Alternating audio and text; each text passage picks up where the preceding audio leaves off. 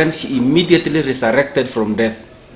I found her when she was smelling, she was rotten. In fact, that smell would hit you as you enter the door. It was stingy. It was a smell of death. As I go to the mortuaries to do postmortems, that smell is only found in the mortuaries. I've been recording stepwise progress of the decomposing dead corpse that resurrected. I just want to say one thing. You have a prophet sent by God himself who has brought a decomposing corpse back to life. This is an amazing story, a stunning story, has never been done anywhere in any research institution.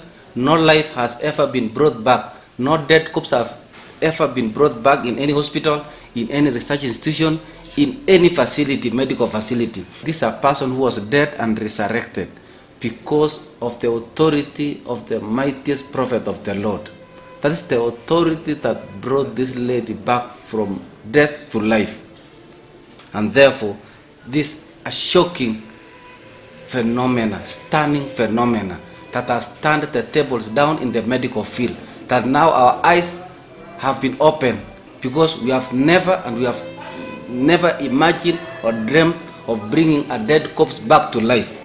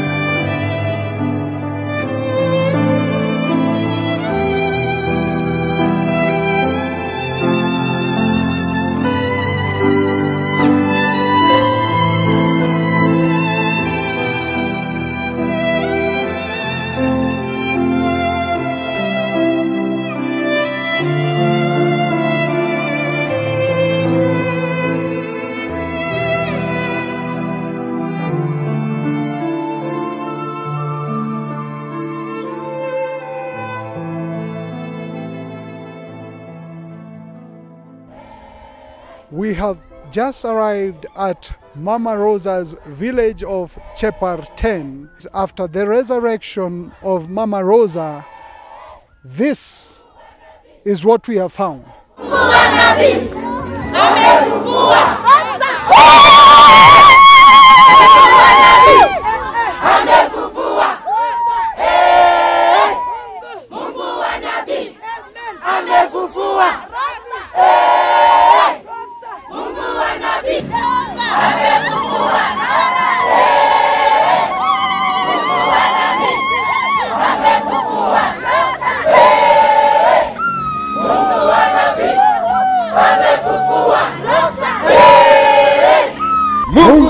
nabii amefufua. Mungu wa nabii amefufua. Mungu wa nabii amefufua Rosa. Mungu wa nabii amefufua Rosa. Mungu wa nabii amefufua Rosa. Mungu wa nabii amefufua Rosa. Akachinyosha, kuchinyosha, mama akafanya akatoa ulimi nje, kukusingalia busana na vitu kama mate nje, akakwata kundale nyawula.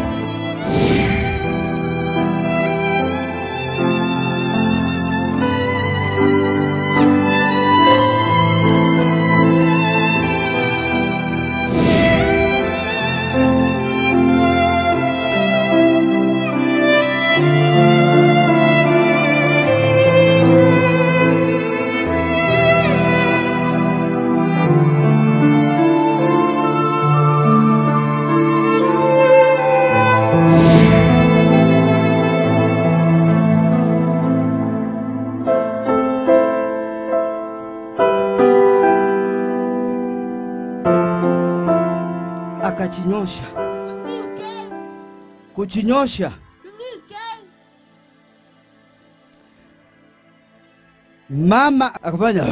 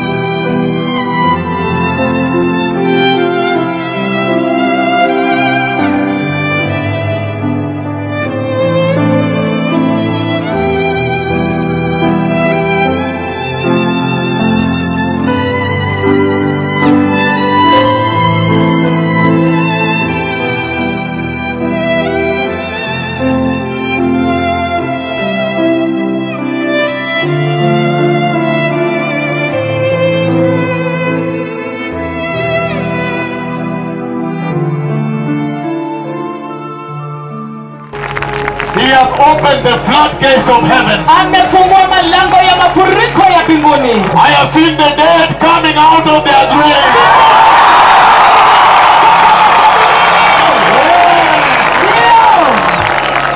1 week ago, Wiki moja iliyopita, he showed me the dead get up and walk. akanionyesha watu wakiamuka na kutembea sasa. The Lord wants to take over the church. Bwana anataka kulinyakua, kuliteka kanisa.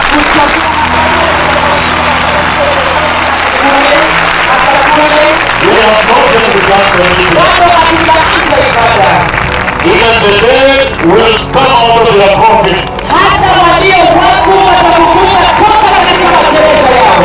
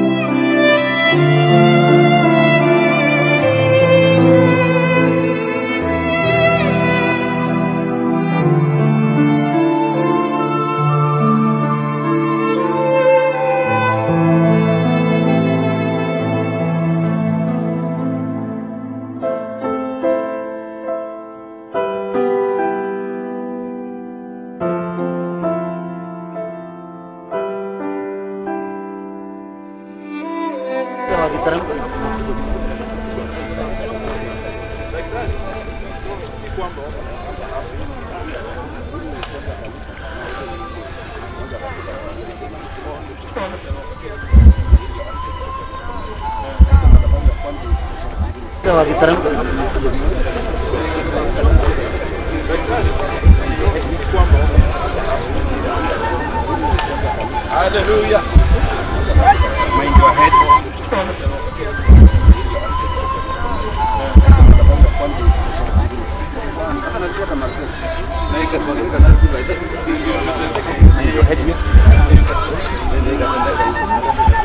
Hallelujah. Mind your head. We are in the villages of South Pokot sub-county. You can see they are already written on the door.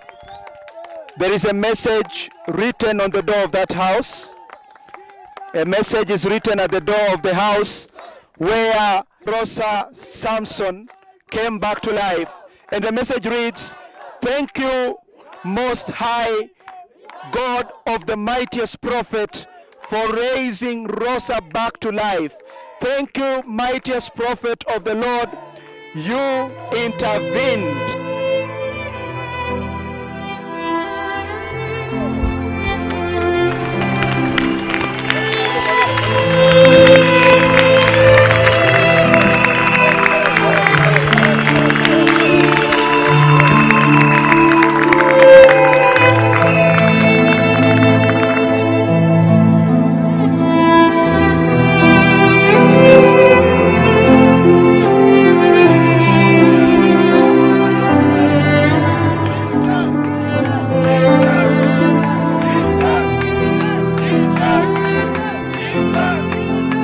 in das Leben gebracht hast. Und danke, mächtigster Prophet des Herrn, dass du eingeschritten bist. Liebe Leute, lasst uns jetzt reingehen in das Zimmer von Rosa und lasst uns das Bett anschauen.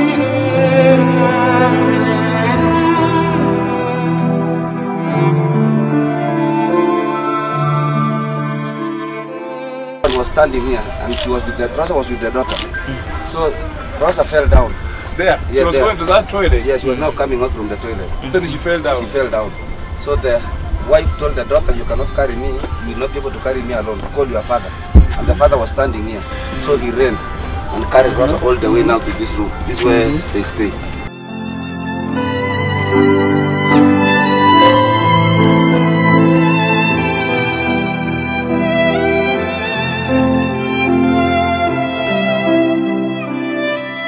Amekufa, amechukotolea, she has beaten her tongue na maji iko open.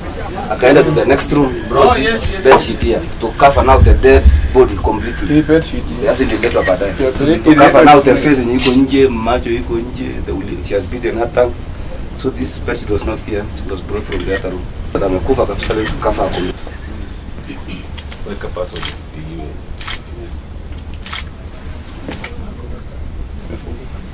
So when the message arrived, well, the father went outside, called the daughters in. Yes. And they started now celebrating here. When daughter was covered. So when she died completely, we got this sheet. I'm already. They have given up.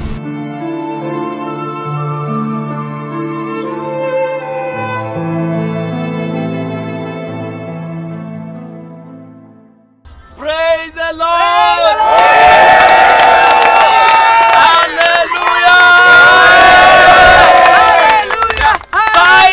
Finally, the long journey, we have reached the ground zero. Yes! And as we are speaking right now, we are outside the house of Mama Rosa. Yes! We are just outside the house of Mama Rosa. Yes! And the crowd is very big, very powerful.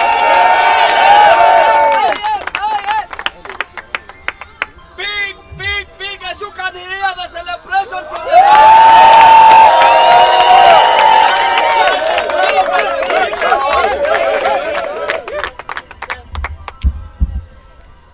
only the bishops and some of the overseers, and as you can hear, they are really celebrating.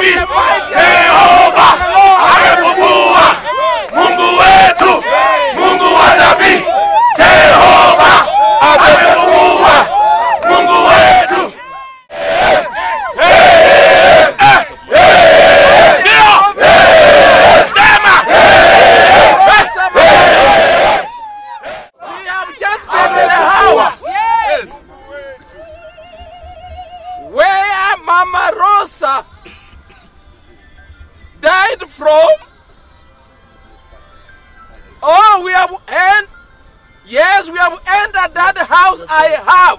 I have seen in the bed itself. The position, yes, exactly the position where it was is tremendous. Hey, hey, hey, hey.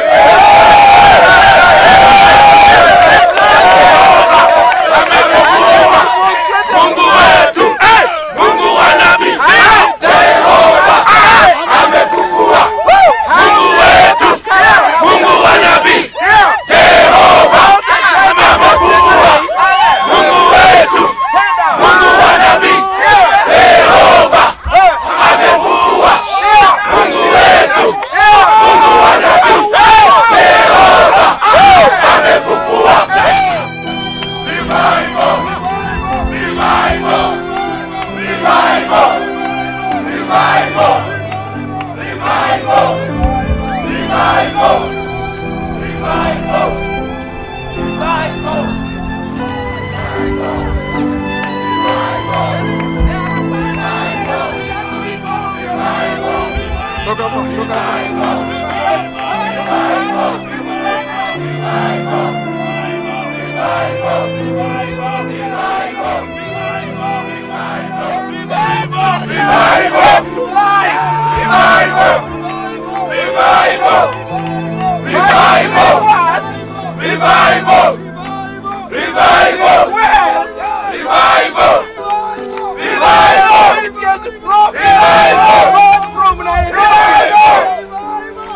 revival,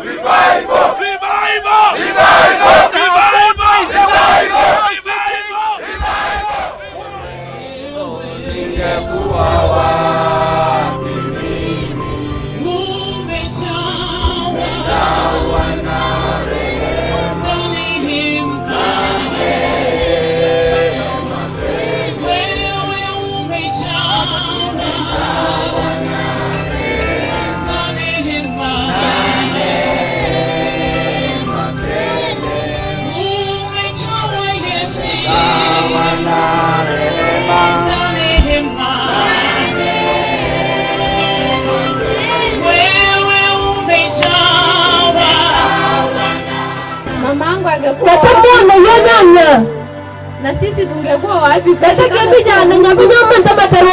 Na kama kama tungejua Mungu, kama kingine cha terorati, Mungu angeenda. Katambe yoncha, angekuwa ameenda kabisa. Katakiwa nyabanyaman. Tulikuwa siku ya Jumatano, kiasi nyaba Jumatano, saa 12, pale saa 12 mwanzo. Tulikuwa tunajimba viazi. Kumbe pale viazi. Tukachimba viazi. Ya pale cha viazi ne? Saa ile ya kulenga. Sana mimi teketane mloti. Mamanga akatoka nje. Huyo nyali tisang. Akakuja kukaa hapo. Utapesana tena. Akaongea. Tungalan. Mamangu ni mtu wa kupenda story sana. Yonyaki tunangalenga loli nyaman. Anaongea sana. Loli nyaman. Akakuja kuongea. Kungu tungalan. Tukakaa naye tu hapo nje, tukasomba tu viazi kwa nyumba. Kesa mbona viazi ngeriti kaka mnyenda sana. Mama akatoka nje. Tuawa changmonda nilipionya sana. Nakateremka njia tu ile. Tunaitawaleka hapo. Mimi nikasimama tu hapo nje. Ayo ngabadetele sana. Akaenda. Kubwa. Akaenda kukaa huko sana. Wote kwa nini aman? Nikaambia babangu. Hata baba yangu. Mama ameenda huko chini sana, ameenda kwa muda sana. Kwa hiyo wanapoina pora nyanya kwa ngoma. Akaniambia hakuna kitu. Kule ndarba mimi yeku. Mama akatoka nje. Tulionya sana. Mimi niko tu kusimama hapo nje kuangalia. Mimi tabalonga dale kilo rorose. Na si ya kawaida aende hivyo. Amefanya pia kuweta lenyoni. Anaenda tu na anakuja haraka. Wewe baba tamula wewe. Nikaangalia mamangu. Arasa yonyo anataka kunini? Anataka kujikinga kwa nini kwa fence. Kumaka yonya kutinga ile karati. Akaanguka. Kuchempa. Mimi nikakimbia. Aripan nikamshikilia. Anaman. Nikaona siwezi. Sasa wale mamuka nye na mtoto. Wa morning. Nikaita babangu. Hakuna baba nyen. Baba. Papo. Kuja. Nyona. Nikamwambia mamangu ameanguka. Alenda kuputi nyan. Akakuja. Akakimbia. Urupa. Akamshikilia. Namnide. Basi nikateremka mpaka pale. Nikapata mama anatetemeka. Pia na kuhema. Alikuwa akipumua zaidi. Basi mimi nikachukua pole mpaka kwa nyumba. Nikaweke mahali kwa nyumba, mahali iko kitanda. Na hii kitanda ni ya kuunganishwa mabenchi. Saa hiyo mama yangu ataonia ni wenyande. Damu inapiga sana. Yeye kisa nyoman. Moyo inapiga sana. Ripani kisa dread na mama kula nyoman. Na anapumua sana. Akumungacha. Mama yangu akaita Esther. Kurbabu yonya Esther. Esther. Ile Esther. Kuja hapa. Nyone hii. Akaambia Esther mimi naenda. Umoja Esther na mimi kawete. Lakini narudishia Mungu asante. Ayogina dorosare. Amenilinda na watoto wangu mpaka saa hii. Hili pango mone jamba kaye. Watoto wangu wamekuwa wakubwa. Kile tu mone chan. Watoto wangu hawezi teseka tena. Na kinyerle mone cha kunga. Na mkae na baba yenu. Amburinga kwani. Esther nimekuacha mkono ya babako. Esther kwa pushi mari kwa baba huyu. Esther akamuuliza unaenda wapi mama? Tebe Esther la wewe nyana gayo. Akarudi kwa babangu kumchipa Esther. Kimamanya ginya Esther kumeleje kwanda. Akamwambia babangu, kumwacha babonyala Samson. Asante kwa muda hiyo yote. Sarumba baranda na ala wuru. Asante kwa kunilinda na watoto wangu muda hiyo yote. Sarumba lakini bani kwa mwone cha baranda na ala wuru. Huku niwacha. Ambia pistani nyinje. Lakini narudishia Mungu asante tena. Yogina dora sara kungate. Watoto wangu wamekuwa. Kile tu mwone chan. Mimi naenda. Kwa wan. Babangu anamuuliza unaenda wapi? Ya babonya lewete nyana. Wakati yangu imefika. Kila kitu kuleta baranda nyan. Na kusimia akanyosha tu mikono yake. Kutamar na kinyike. Na kunyosha tu miguu kabisa. Akimite kutake nyike kabisa. Na kukojoa. Akisakas. Akachinyosha. Kuchinyosha. Mama akafanya wakati alikochoa akatupa ulimi nje, akauma ulimi, macho sikalala nje, ni kukata roho. Na kaenda hivyo akatoa ulimi nje, kumusingalia busanga, vitu kama mate nje, akukata kundala nyangula macho. Sasa akatoa macho nje, kuchiri nyukoni malikoni sang. Mimi nikajaribu kushika. Atu Allah na mle. Nikalia. Allah kan. Mama alikuwa amekufa kitambo. Amekufa. Kutasama mama amekwisha, ulimi iko nje, macho iko nje. Tukashika miguu ati tunajaribu kukunja, nikajaribu kukunja haikunjiki. Ana makelele tata yokuna la makuyokunya kekele. Nikarudi kushika roho. Ayimala ana mukulu. Amenyamaza. Hesa. Nikajua ameenda. Andi twala kikuwa. Nikashika uso. Ana moleta kach. Nikarudisha ngozi ya macho. Ayo kwa kwani ti ana mailemba kwa ayo kwa. Aiteremuki. Mimi nikaenda kuchukua siti. Awachang ship. Tukamfunika yeye. Yeye anachanyinde. Na mimi tu niko nafunika mama, na shughulika na mama. Nakulia machozi ya uchungu kwa sababu ya mke wangu. Nilikuwa nalia sana. Nikasema nimepoteza huyu mama. Nikawa na uchungu zaidi. Kutetemeka. Atorapata. Nikakimbia nje. Aripasai. Mtoto wa dadangu akanifuata. Kuripani montaje benja. Tukapiga nduru nje. Yeriye jasang. Majirani wakakuja. Tukapata rishole wadeng. Akaniuliza hivi ni nini mbaya? Ile jana hivi nini tayanya? Mamangu ameenda. Amwa chaliki kudayonya. Tukasidi kupiga nduru. Yako sijata geriria. Wachirani sasa walikuja. Walikuja tu kuangalia hivi, wanakimbia. Nikasikia nduru inatoka kwa jirani. Nikakimbia mbio pao kwa jirani, nikapata watu wanatoroka nje wakipiga nduru. Sasa nikafika nje nikauliza watoto, "Kwa nini ndo mnalia?"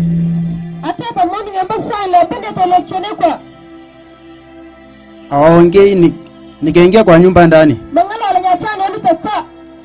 Kufika kwa nyumba ndani nikapata ni mama ametoa ulimi nje na kutoa macho nje. Na pao fiko kwa mdomo. Sasa nami nikatoka nje mbio nikakimbia. Nikakimbia mpaka sasa nikamuita huyu rafiki yangu huyu. Nikamwambia kuja tuende nyumbani. Sasa akasema adhimi sieti sasa nyumbani. Nikamwambia kuja tuende nyumbani. Sasa nikamwamsha nikamwambia tukimbie mbio. Kufika nyumbani kijana akaingia kwa nyumba. Fika kwa nyumba akaangalia mama mamake akatoka nje akilia.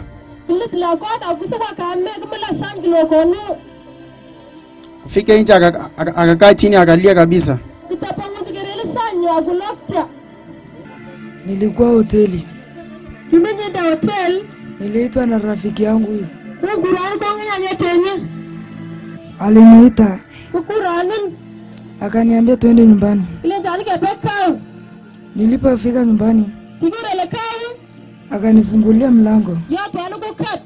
Akaniambia ingia huko ndani. Nilipoingia ndani nikaona mama yangu amekufa.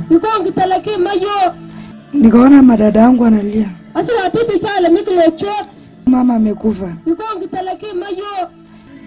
Nikakaa nje na nikalia kabisa. Nikajihurumia sana.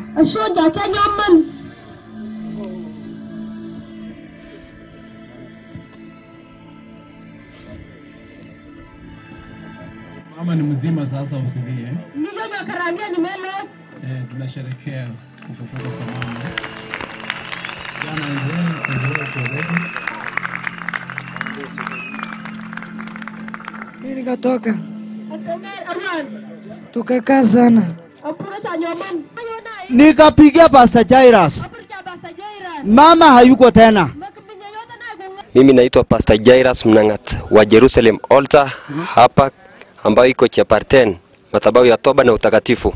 Hii ndio madhabahu unasema? Hii ndio madhabahu unasema inaitwa Jerusalem Altar. Ndio. Wewe ndio senior pastor? Mimi ni senior pastor wa maeneo haya. Ndio.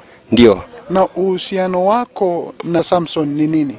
Samson tunashiriki pamoja na yeye katika Jerusalem Altar. Naona watu ni wengi hapa. Ndio. Nielezee kwako kwa kiufupi nini iliendelea na we mwenyewe unaingiaje kwa hii picha? Mimi jinsi ninavyoingia katika hii picha nitarudi nyuma tarehe 21 Ijumatano.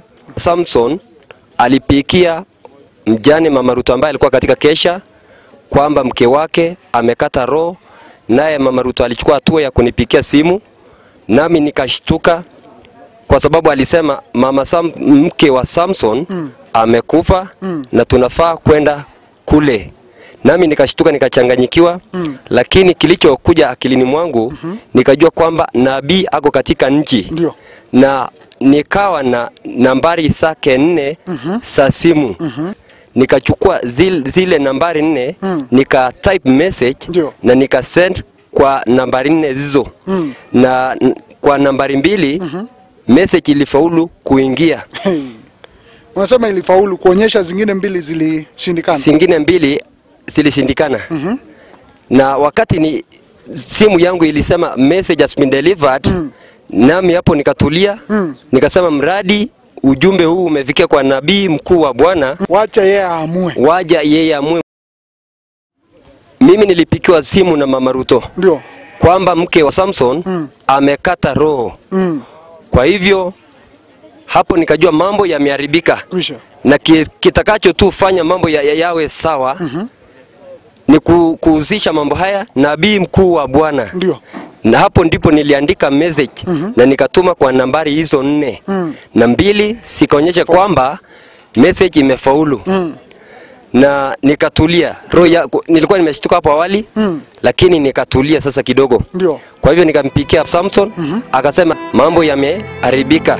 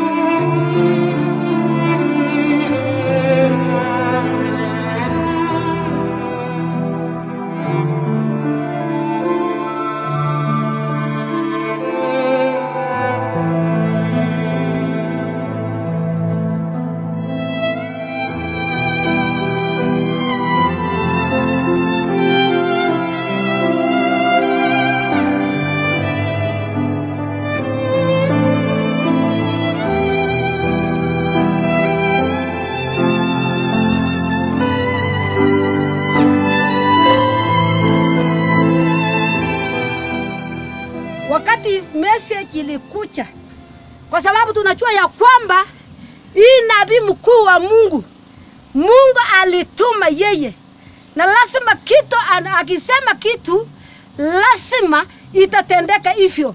Na kwa sababu tulipata mara ya kwanza message ya nabii wa Mungu kama Wapokot, tukajua ya kwamba tumekumbukwa.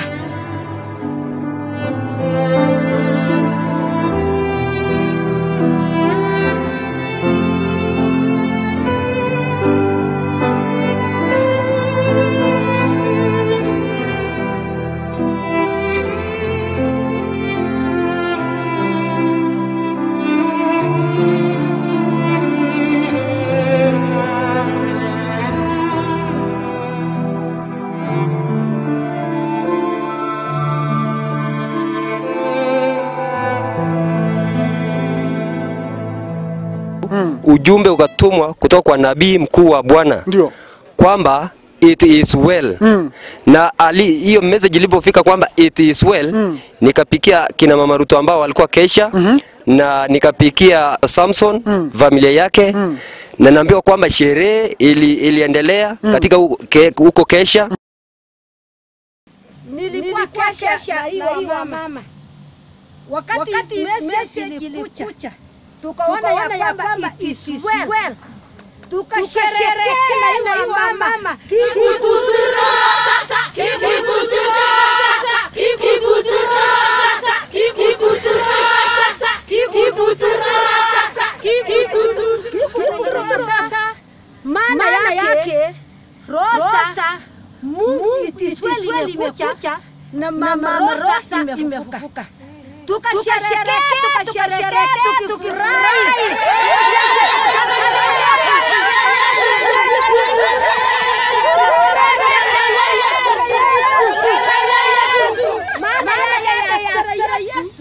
Kwa sababu tunajua ya kwamba hii nabii mkuu wa Mungu alituma yeye, na lazima kitu akisema kitu lazima itatendeka hivyo. Sasa ndio tulisherehekea bila kuogopa, tukasherehekea.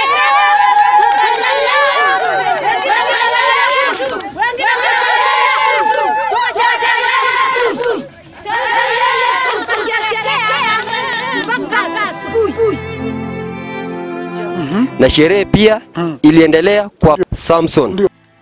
Mungu akashughulikia ile message, alitumanisha hivi, ikarudi hivi.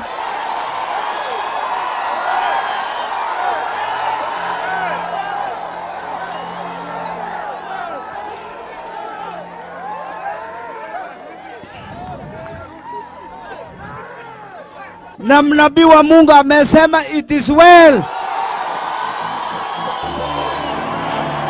It is well. It is well. It is well. It is well. It is well. It is well. It is well. It is well. It is well. It is well. It is well. It is well. It is well. Basi wakati hiyo message ilikuja, nabii amesema it is well.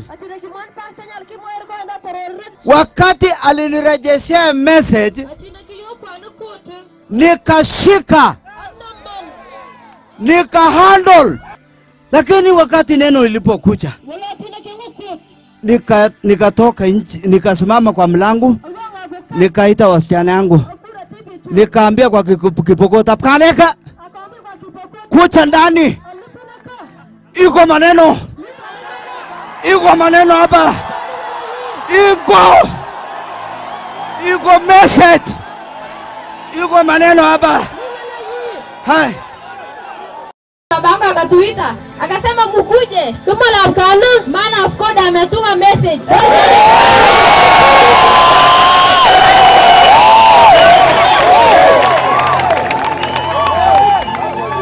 Mimi nikasimama kwa mlango. Au akukat.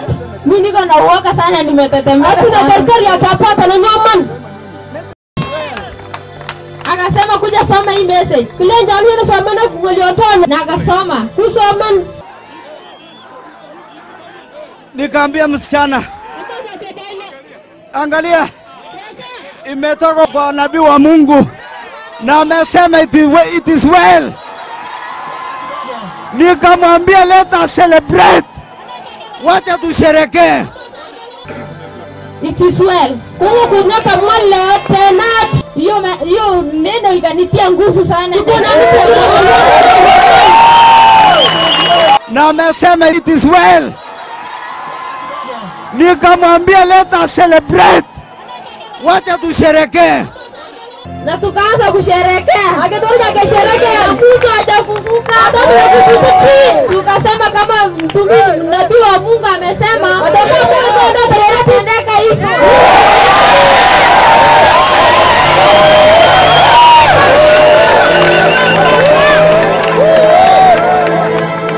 Hapo sasa ndio tukaanza kusherehekea. Wakati niliambiwa ya kwamba imekuwa it is well, mimi nikasema kuna nini ingine tena? Kuna nini tena inashinda? Na imesemekana sawa sawa.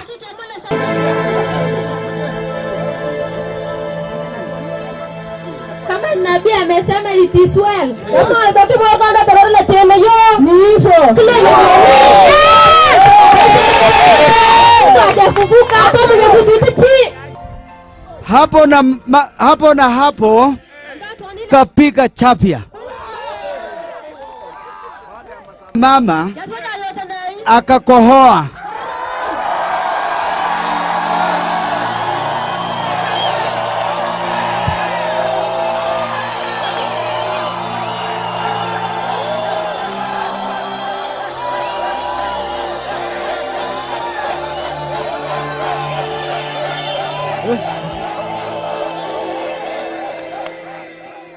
Akapika chafya.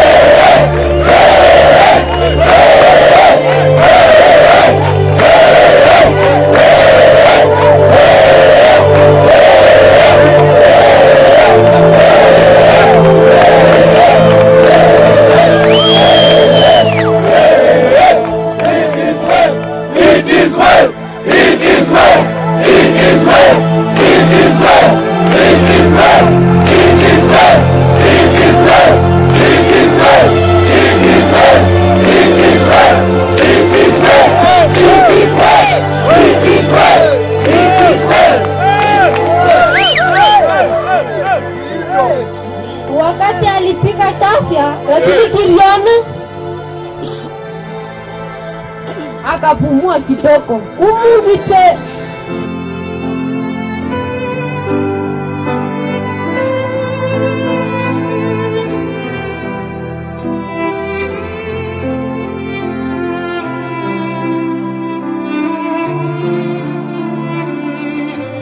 Tukongojea yakangacha atukushika manama chanye tukufunu kuwa hiyo nini malazi manganga chanye marangeti na chai akapumua sana kumupya akaanza kupumua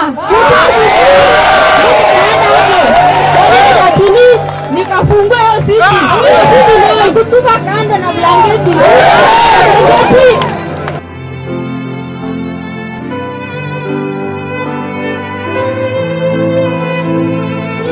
nikafungua hiyo siti kutupa kando na blanketi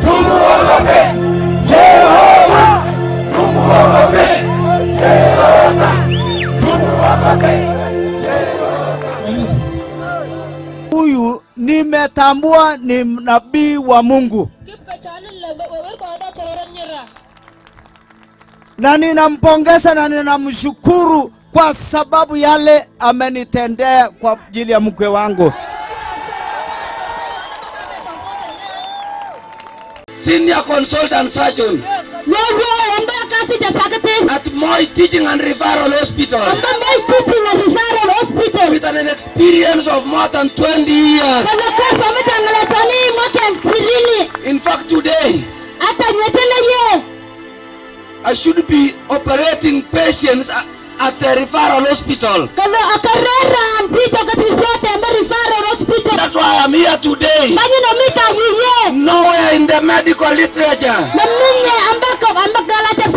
where somebody has come back, somebody whose heart has stopped. The lungs have collapsed. The blood has clotted in the blood vessels. Brain death have said, the brain have died. Nowhere in the whole world. That's why I thank the mightiest prophet of the Lord. History, science, whichever field you mention has been changed.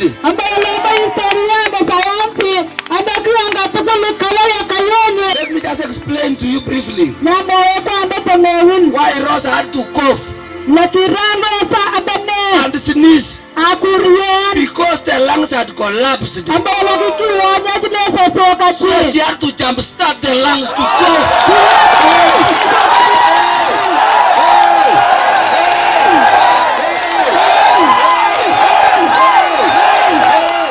This is a mighty miracle.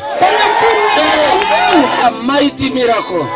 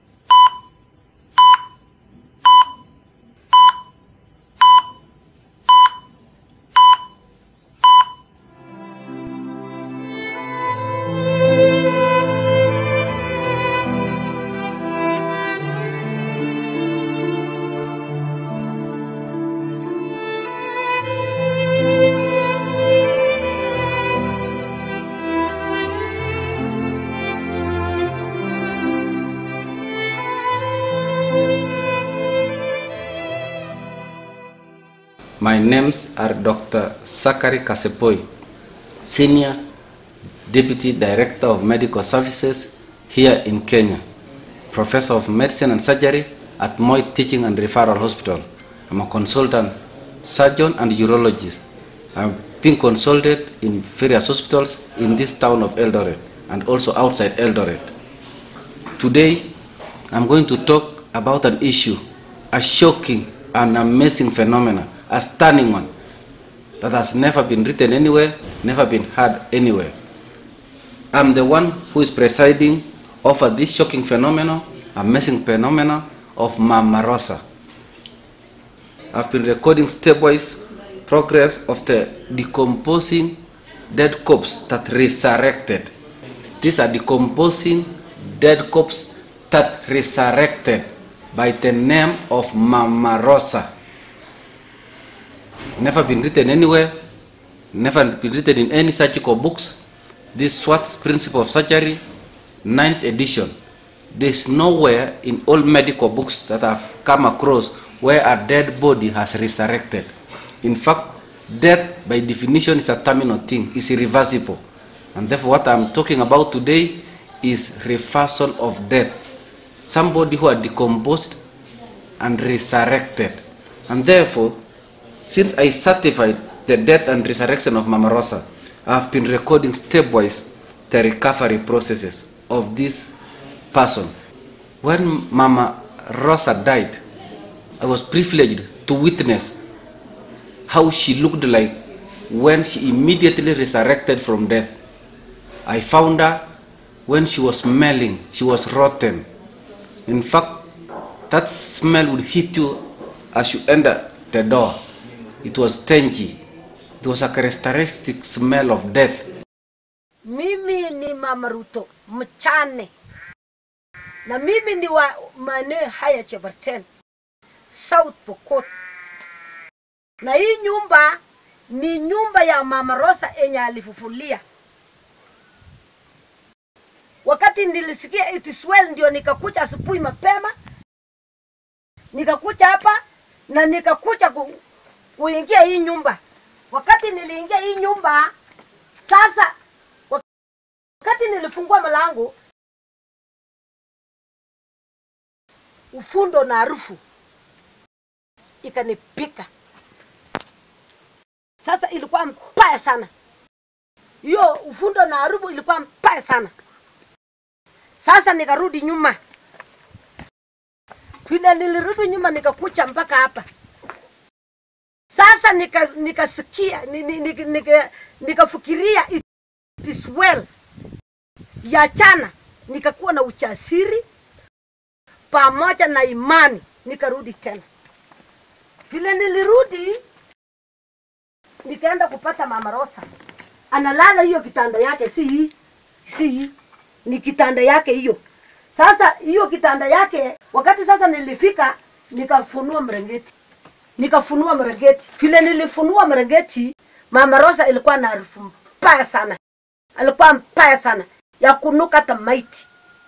Wakati niliingia mlango, and she tells us when she approached the door, nikasikia harufu funde. The rotting stench of death hit her. Nilirudi hata nyuma kidogo, and caused her to retreat back and out of that room. She went back a bit. Na nikasema amefufuka kweli. And then she asked herself, has she really resurrected? That characteristic smell is only found in the mortuaries. And when I entered that door of Mama Rosa, when she resurrected, that smell hit me and I knew surely this person must be dead. It's only because of the breathing movements that alerted me that she was alive. But the stench of smell was so bad, the odor was very characteristic of a dead person. And I knew that for sure this lady had rotten intestines. Because when you die, it takes very short time for all your organs to rot, to decompose. The eyes were bobbed because of the blood had bobbed out. The eyes had bobbed out. The tongue was swollen, had filled the mouth because of the decomposing tissues and the bloating from the gas being released by the bacteria, the decomposing bacteria. When I looked at her at that time, the skin was very dark. The characteristic color of death was very dark and hard. For sure, when I looked at her, she looked more of a corpse than a living person. Dead corpse. It was very smelly, very stanky, and the skin was dark. The lower limbs were edematous, were swollen. Her eyes were white. She was pepper white. She was stiff like wood. She was wood like stiff. All her joints were rigid. In other words, she had undergone the full course of rigor mortis. The full course of rigor mortis that occurs during death because of lack of adenosine triphosphate that causes relaxation and contraction of muscles. So this lady for sure was rigid like wood, was stingy, was smelly. The dependent parts of the body were swollen. The tongue was filling, the mouth was swollen. The eyes had popped out. It was very scary to look at her. The bones are very visible and prominent. And when I recorded the progress in this lady, to my surprise, I learned that in fact she was not seeing and she was not hearing anything. For 6 days, she was not able to hear anything or see. Her eyes were wide open, but she could not perceive anything. This is a person who was dead and resurrected because of the authority of the mightiest prophet of the Lord. That is the authority that brought this lady back from death to life. And when she came back to life, this lady, the words that she mentioned was Nani Ameni Rudisha. And from that time henceforth, she did not speak again. She slept most of the time. For 3 days, she was sleeping. She did not eat anything. In fact, we forced her to eat, but whatever we gave her, we tried to give her milk, half a cup of milk, and she threw all out. She vomited. This lady, the intestines were rotten. That's why she could not tolerate any food. She could not take anything. The instinct in me, I wanted to rush her to an ICU. In fact, this somebody was supposed to be in an ICU setting, not even a hospital ward, but in an ICU. And when I wanted to rush her to ICU, then I remembered that this is a person who was dead and resurrected because of the authority of the mightiest prophet of the Lord. That is the authority that brought this lady back from death to life. The authority, the words spoken by him who is in this land, who said only 3 words, that it is well. And those are the words that brought this lady back to life. And when she came back to life, she asked, who brought me back? And in Kiswahili she said, Nani amenirudisha? 2 times. And the answer she was given was, Yesu amekurudisha. In other words, Jesus has brought you back. And since that time, she never mentioned any words. For 3 days, she did not eat anything. For 3 days, she was asleep. And on the 4th day, that's when she started taking liquids. So for all those 3 days, it's a wonder that she was not eating anything, but alive. What surprises me most as a doctor and as a surgeon, with more than 21 years of experience in this field, approaching 22 years, is that when you cut the blood supply to your brain, 3 to 5 minutes, it's dead. You go to a state, we call it brain death, irreversible brain death. In other words, you don't reverse the death of the brain. So what surprises me, and it's a sign and a wonder to me, is that how did the brain of this lady recover? How was she able to recover the functions of the brain? Because we know once you have brain death, that's the end of you, that's the end of the brain, it's irreversible. Neurons don't regenerate. Once your neurons have gone, the astrocytes have gone, they don't regenerate again. That's the end of that brain. And therefore, it's a wonder that this lady, on the 6th day, since I recorded all in my diary, in my surgeon's diary, my surgeon's journal, I recorded all here and all is written here. I recorded everything that happened in this lady because I was so interested. I was surprised in the first instance. I was shocked that a dead person, a dead body, that was smelling, that was decomposing, resurrected. And therefore I took keen interest in all that was happening in her body. And after 6 days, that's when her vision came back. She was able to see. That's when her hearing came back. And she was able to speak and taste something. She told us, now I can taste this food. It tastes as if there's excess salt. That's when we were surprised that all this time when we were feeding, on the 4th day, she was not able to know what she was eating because she could not see and she could not taste. Therefore, I wondered how a dead brain came back to normal. How was she able to recover her vision? How was she able to recover back her hearing? Let me take you back. When she resurrected, she sneezed and coughed. And for sure, any dead person, the lungs would have collapsed. The alveoli had collapsed. We call it atelectasis. And I'm sure there were a lot of secretions in the airway. She sneezed 3 times and brought out a lot of secretions. Then she started breathing. That breath of life, to me, is what changed everything. It's the game changer. That breath of life that came to her brought life. The lungs expanded. The brain came back to normal.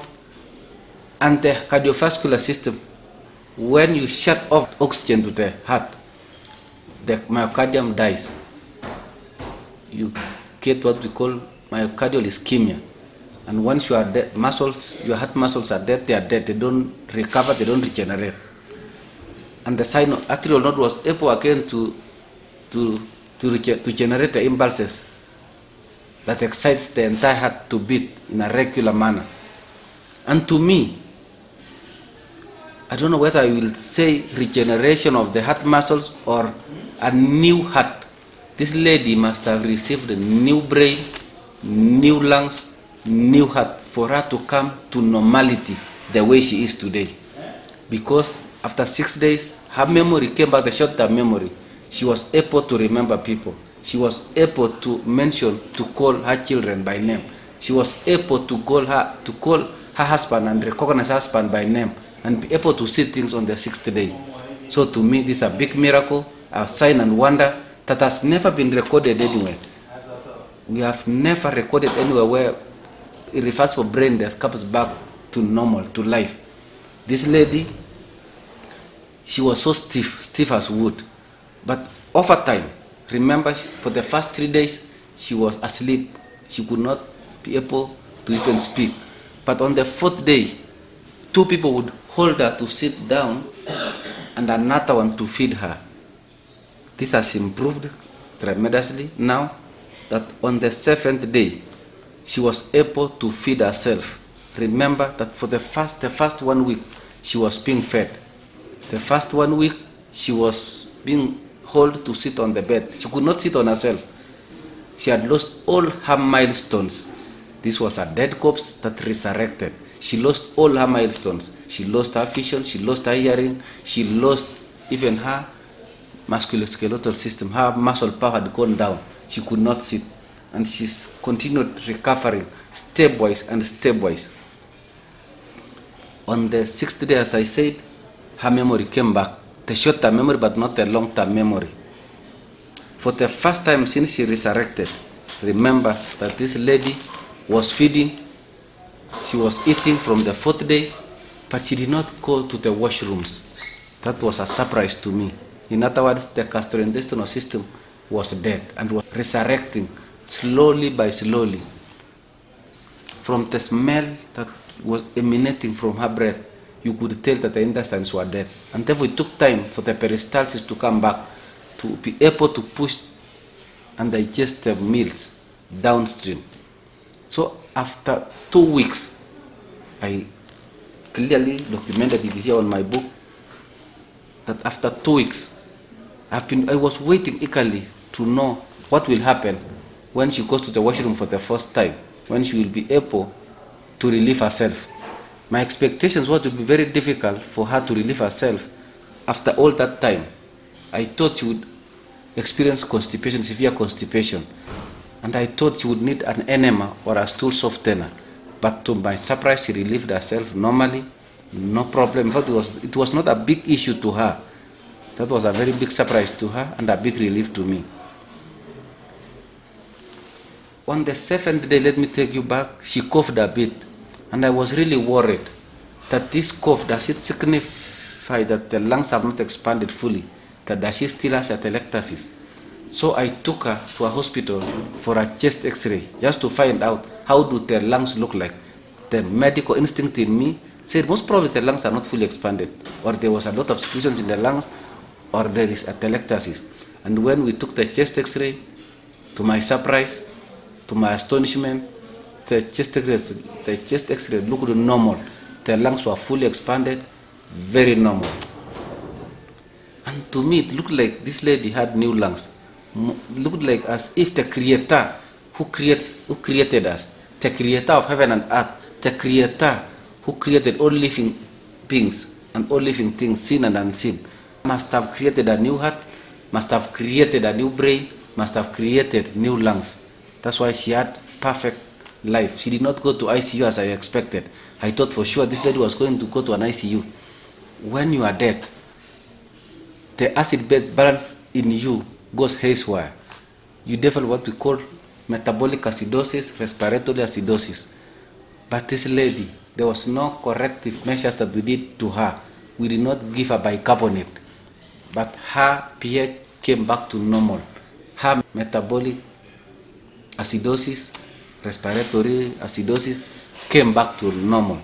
Her electrolytes came back to normal. I expected it to be very bad, but came back to normal given the way she was recovering, stepwise, in a sure and steady recovery. When somebody dies and there's no circulation of the blood, it usually clots in the blood vessels. I'm sure this lady, the entire blood vessels in the body had clogged with blood. There was blood clots. How those blood clots were broken and the blood became fresh again to continue taking oxygen and the nutrients to the entire body is a shock to me, stunning to me. I cannot explain, but what I know is that the Lord, the Creator of heaven and earth, must have created new blood also in her. Because how do you break a clot in the entire system and create new blood, fresh blood, that will be able to circulate oxygen around your body? To me, that's a big surprise. I was privileged to be in the National Bishops' Council meeting that was in Nairobi. I was called to give a testimony of how Mama Rosa, who had died and resurrected, was recovering.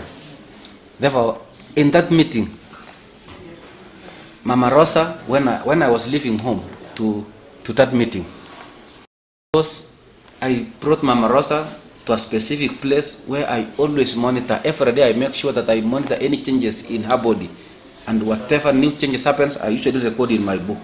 So I had the privilege of knowing exactly what was going on in Mama Rosa's body.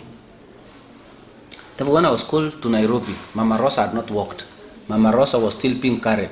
If you remember, that's what's up that is being circulated. Mama Rosa was carried from one position to another position. She was not able to walk. But at this time, she had sat on herself, not being supported. So the mightiest prophet of the Lord, he had seen how Mama Rosa is walking. I was surprised, but I knew Mama Rosa was not going to walk that soon.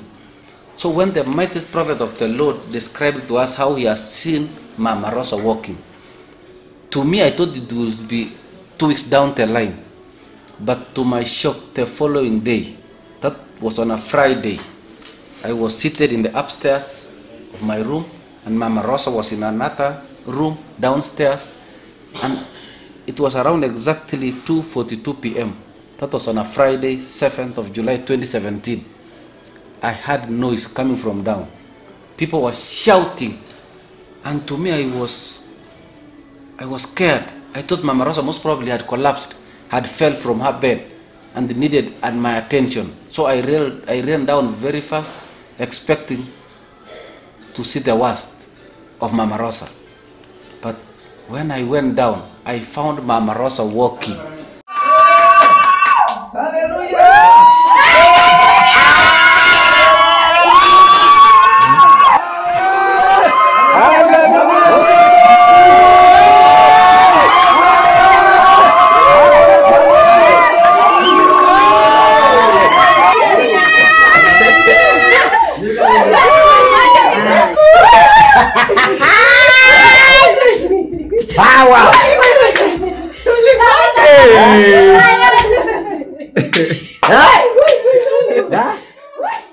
It was a big surprise to me. In fact, I joined in the celebration.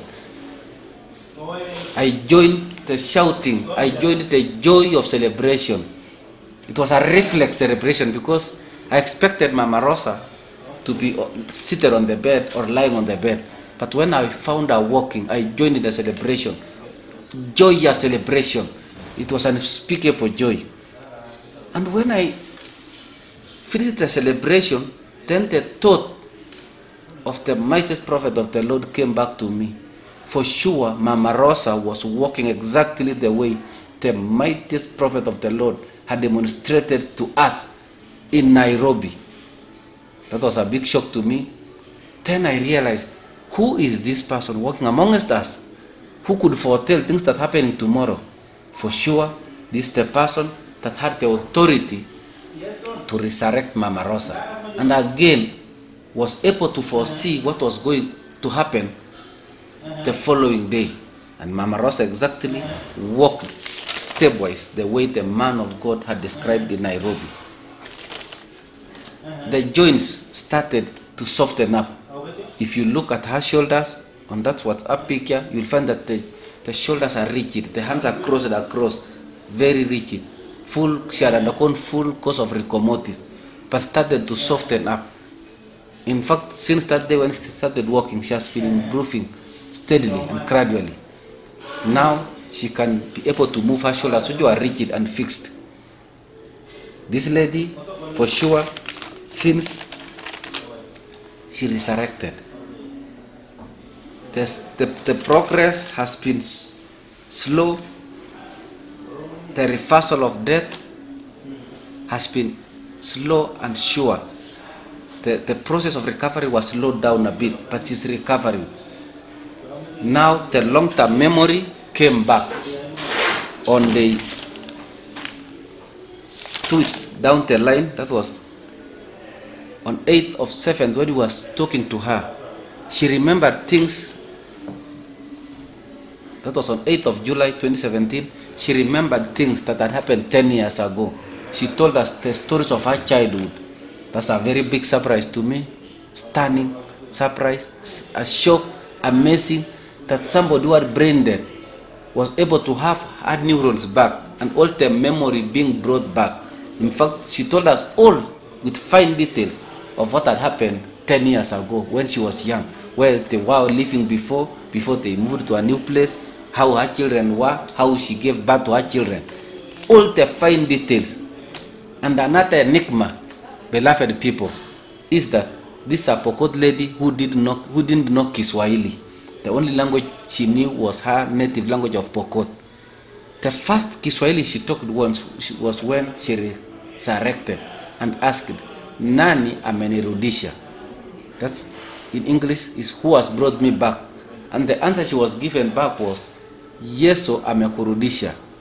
Jesus has brought you back. She asked that twice and she was given the answer, the same twice.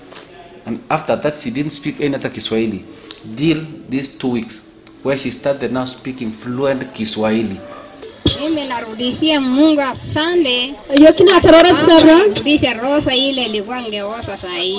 Nyoga yokurosa nyoga takini nya. Nyoga yoki support. Kwa sasa akwenda ye. Turudishie Mungu yetu hii. Kenyo kina tarara tunyanye tenye. Asante. Sara. Alafu mjue hakuna Mungu mwingine kama hii ya nabii. Kwa hiyo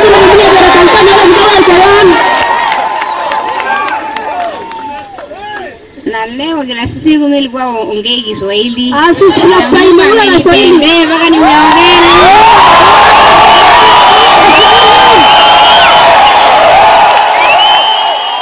That's an enigma I cannot explain. Somebody who didn't know Kiswahili, now she's speaking a new language. Apart from the full memory, all the information has been brought back to her brain. Now another language has been added unto her. In fact, when she spoke over the radio, Jesus is Lord Radio, her Kiswahili was fluent. And remember, this is a lady who didn't know Kiswahili. She didn't go to school. And therefore, the only language she knew was her native language of Kipokot. But now she's speaking Kiswahili fluently, and she's improving day by day. That's a shocking revelation that I cannot explain. How do you explain that somebody who did not another language has now learned a language instantly? She didn't go to school. Let me summarize. Let me put it in this way as I come to a conclusion of this shocking phenomena, stunning phenomena, sign and wonder of our times, that if I was to write a book, it will be voluminous books, more than Schwartz's Principles of Surgery. I'm sure I will take one system or one organ to describe how the brain came back to normal that usually doesn't come back to normal. I will write about the cardiovascular system. I will write about the central nervous system. I will write about the musculoskeletal system. How a tissue that never comes back when somebody is dead has come back to life. For sure, Mama Rosa was a dead corpse. She was supposed to be buried. She was a smelling dead corpse, but resurrected out of the authority of the mightiest prophet of the Lord. This is the most powerful prophet who authorizes the dead to come back to life, who authorized every organ in the body to come back to life. And now Mama Rosa is alive, is walking. And therefore we need to honor he who is walking amongst us. We need to respect him. We need to fear him. And we need to obey all that he is saying. And therefore whatever he says, precious people, beloved people, must be from the Lord. Because the only giver of life, as a doctor, is God himself. No doctor have ever brought anybody to life, whether in the developed countries or wherever continent you mention or wherever country. Nobody has ever brought life from a dead corpse. But in this case, the authority of the mightiest prophet of the Lord was able to resurrect a dead corpse. This is a new phenomenon called resurrection. It's not found anywhere in the medical literature. It's not found anywhere, and I didn't come across in my medical school. And therefore, as a surgeon, I took keen interest and recorded everything that happened in this body that resurrected in Mama Rosa. And this process of recovery, post-resurrection, I've clearly described them in my daily journal. And therefore it has shocked me, it has shocked us in the entire medical fraternity. And I would welcome all my colleagues, wherever they are, that you can come and we do our research, because we have never come across such a phenomenon where a dead body, a rotting dead body, a corpse, decomposing corpse, comes back to life. And as we speak now, she's well, she's not in any danger anymore. In fact, she's eating, she's walking, although still slowly, she's still recovering. Some of the joints are still stiff a bit, but the shoulders now are lighter. She can walk without support. She can go downstairs without being assisted. And therefore, I just want to say one thing. You have a prophet sent by God himself who has brought a decomposing corpse back to life. This is an amazing story, a stunning story. Has never been done anywhere in any research institution. No life has ever been brought back. No dead corpse have ever been brought back in any hospital, in any research institution, in any facility, medical facility. And therefore, this is a shocking phenomena, stunning phenomena that has turned the tables down in the medical field. That now our eyes have been opened, because we have never imagined or dreamt of bringing a dead corpse back to life. And therefore, this is a reality of our age, this is a reality of our times, this is a sign and wonder of our times, that a dead corpse have been brought back to life by the authority of the mightiest prophet of the Lord.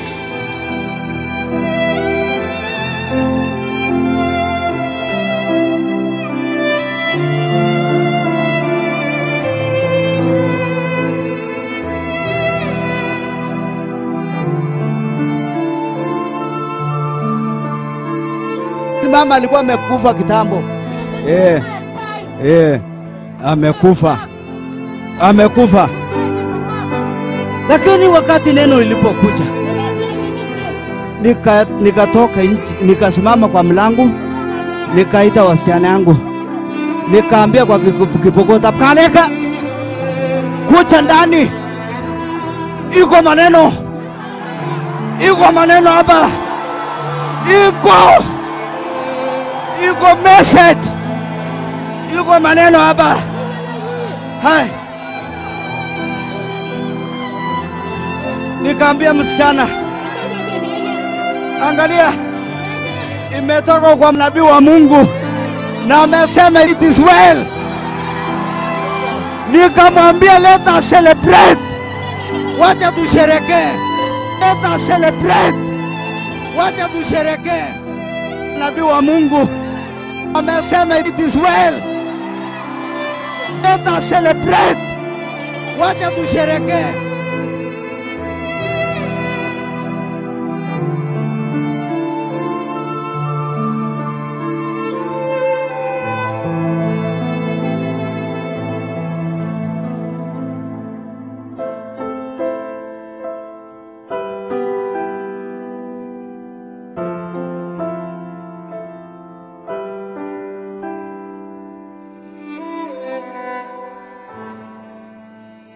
Bwana asifiwe, nimeokoka. Yesu ni Bwana. Mimi ndio Mama Rosa yule alikufa kutoka Cheparte.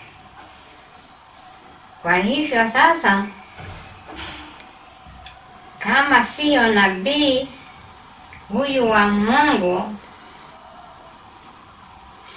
hakuna mtu ile angeweza kunifufua. Lakini yeye ndio ninawaeleza watu ya dunia wote, msikie huyu nabii anakifungua ile alifungua Mama Rosa kutoka mauti. Ile alifungua Mama Rosa kutoka mauti, ndio sasa Mama Rosa ndio huyu anaongea sahi na nyinyi. Munaona vile iko, lakini sahi mwili iko kuelekea kuwa mzuri, lakini ujana alikuwa tofauti. Na Mungu iko anasidi anaponya. Mutaona ataponya mpaka nyinyi wengine mtashangaa, mtakataa. Lakini asante kwa nabii wa nyakati wa mwaka hii vile alikuja akatuma dunia hii, ninarudishia asante. Kwa sababu alikuja vile alisikia Mama Rosa amekufa, akasema neno moja, akasema it is well. Na Mama Rosa akafufuka mpaka wale hii ndio bado naongea na nyinyi.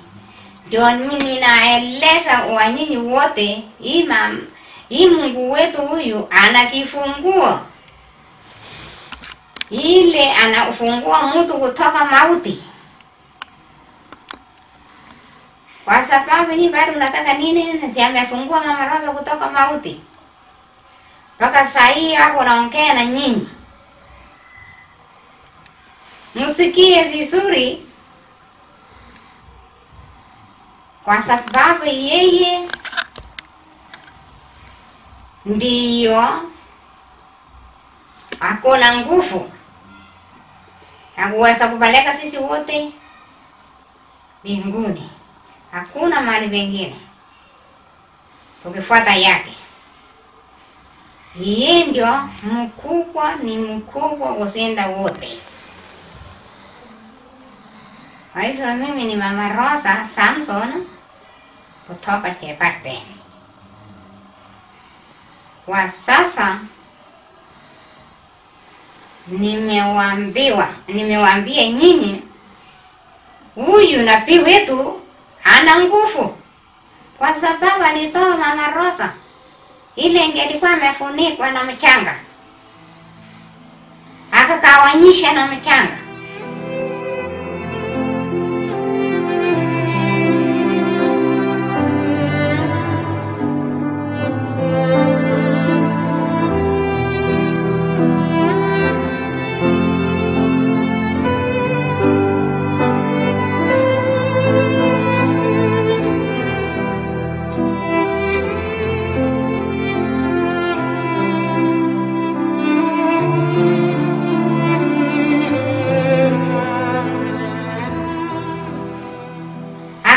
akawanyisha na mchanga.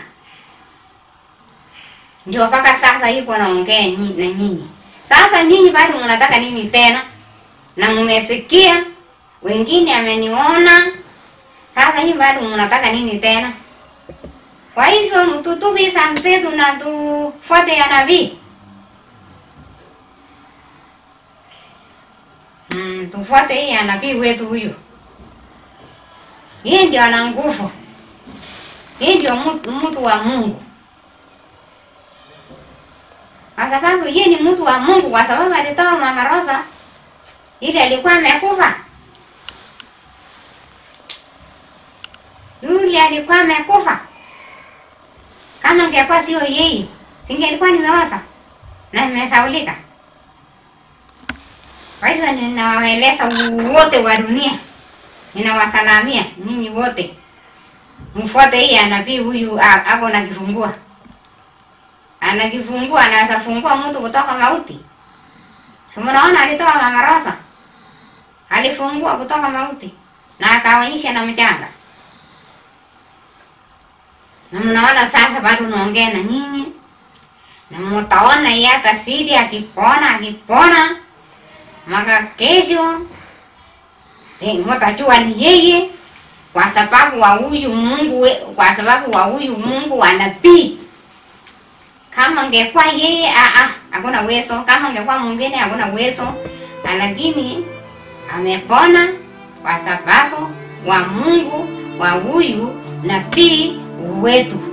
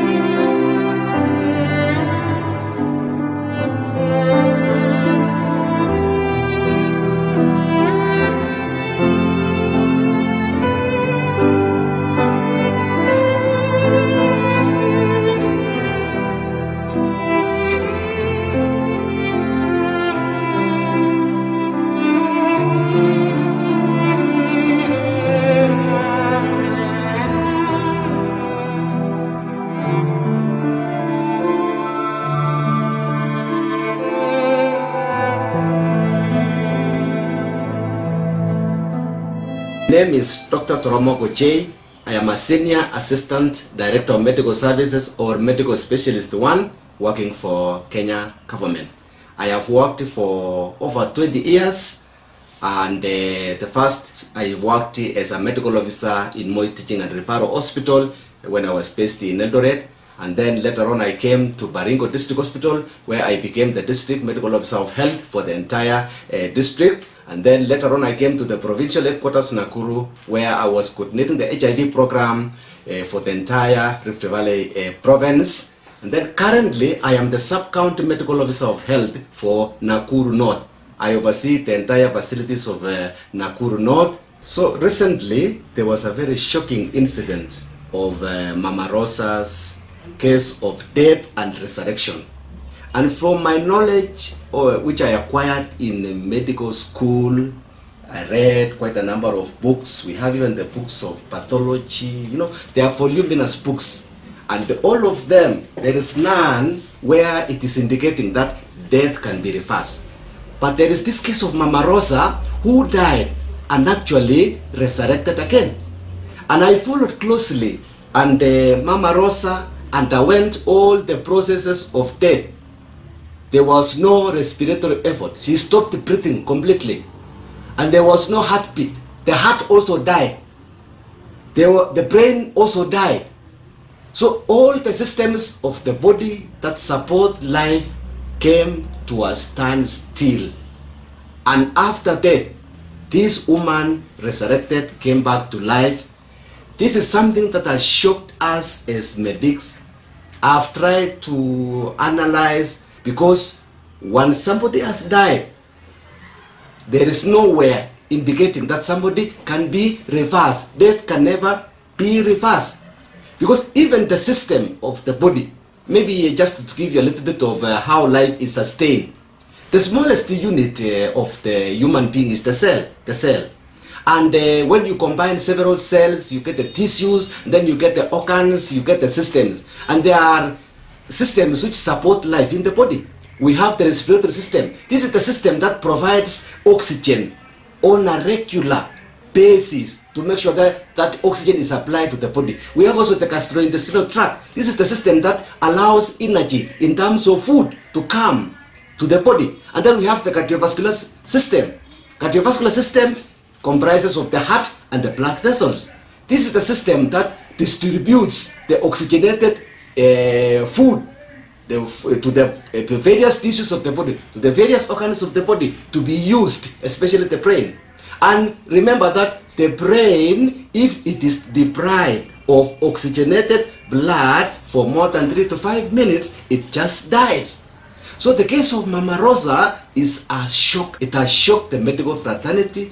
We are shocked because we don't know how to explain. And we have been following and documenting the processes of resurrection. Because initially, in medical knowledge, we only know of the processes of death. We know that somebody, when just dies, she undergoes the 7 stages of death. And of course, the first one, you know, it is pallor mortis, where the person becomes pale. And then the second stage, halka mortis, you know, the person becomes cold, the body becomes cold because there is no blood circulating in the body. And then the third stage is rigor mortis. There is no nutrient called adenosine triphosphate in the body. And the muscles of the body require that nutrient, adenosine triphosphate, for its normal contraction.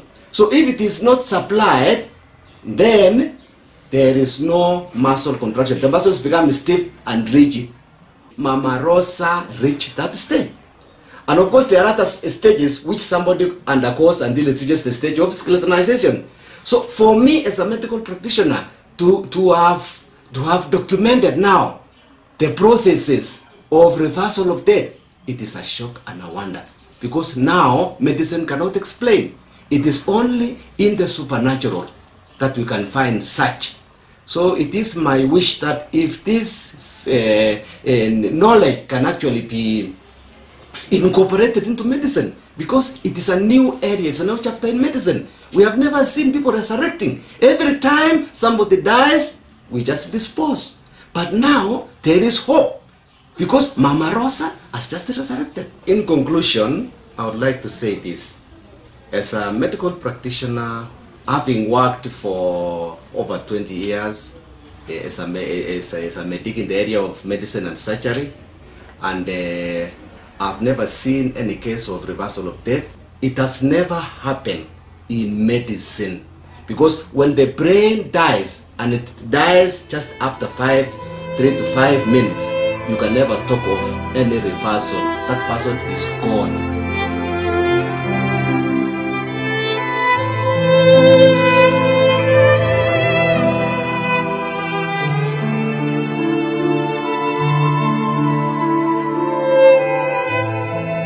Von der medizinischen Sichtweise, als die Ärzte, die Oberärzte kamen. Sie kamen sehr schnell in dieses Haus, zu diesem Zuhause. Sie kamen, als Rosa in das Leben gebracht hast.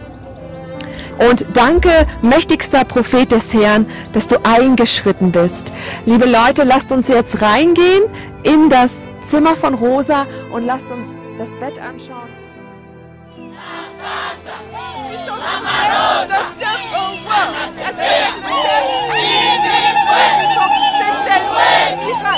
Parce que le Seigneur a plus de témoignages, a plus et certes qu'il est vraiment le prophète que Dieu lui-même a envoyé.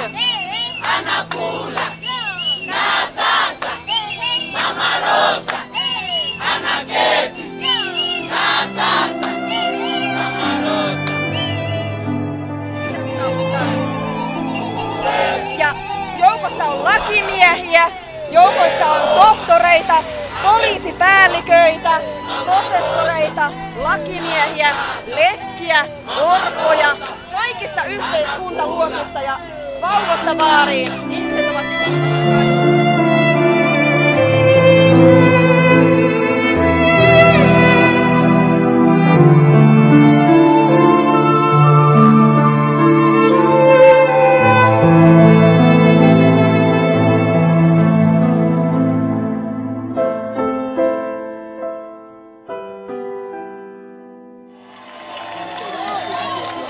Asifiwe tena. Tushukuru Mungu yetu. Mungu yetu ametenda maajabu.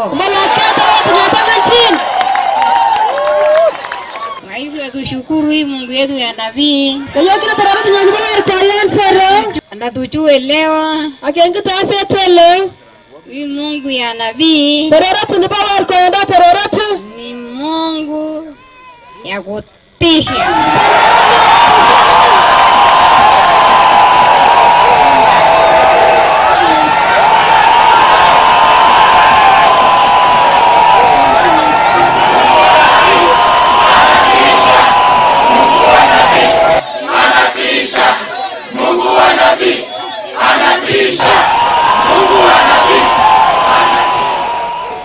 Narudishia Mungu asante. Yokina tarara sana. Rudisha rosa ile ilikuwa ngeosa sahi.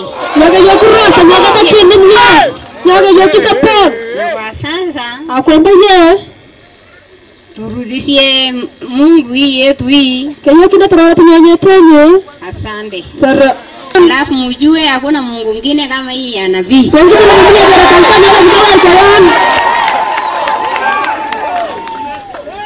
Na leo kila siku nilikuwa ongea Kiswahili. Sisi tunafanya na Kiswahili. Mpaka nimeongea.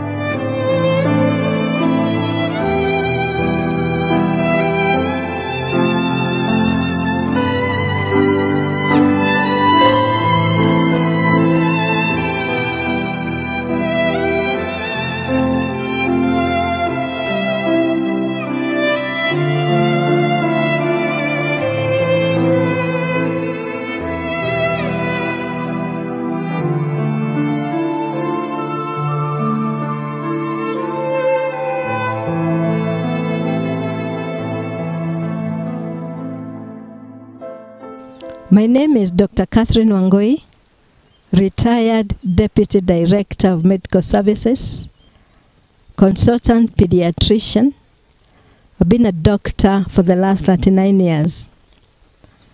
And in those 39 years, I've encountered very many people who've been very seriously sick and they've died. Death is a terminal event, irreversible, because once somebody stops breathing, the systems cannot be sustained because the body, every cell needs oxygen. Even the heart, which is the main organ that pumps blood throughout the body, once there is no oxygen, the heart also stops. So there is no blood going to all the organs, and all of them, they fail, collapse, what we call total organ failure.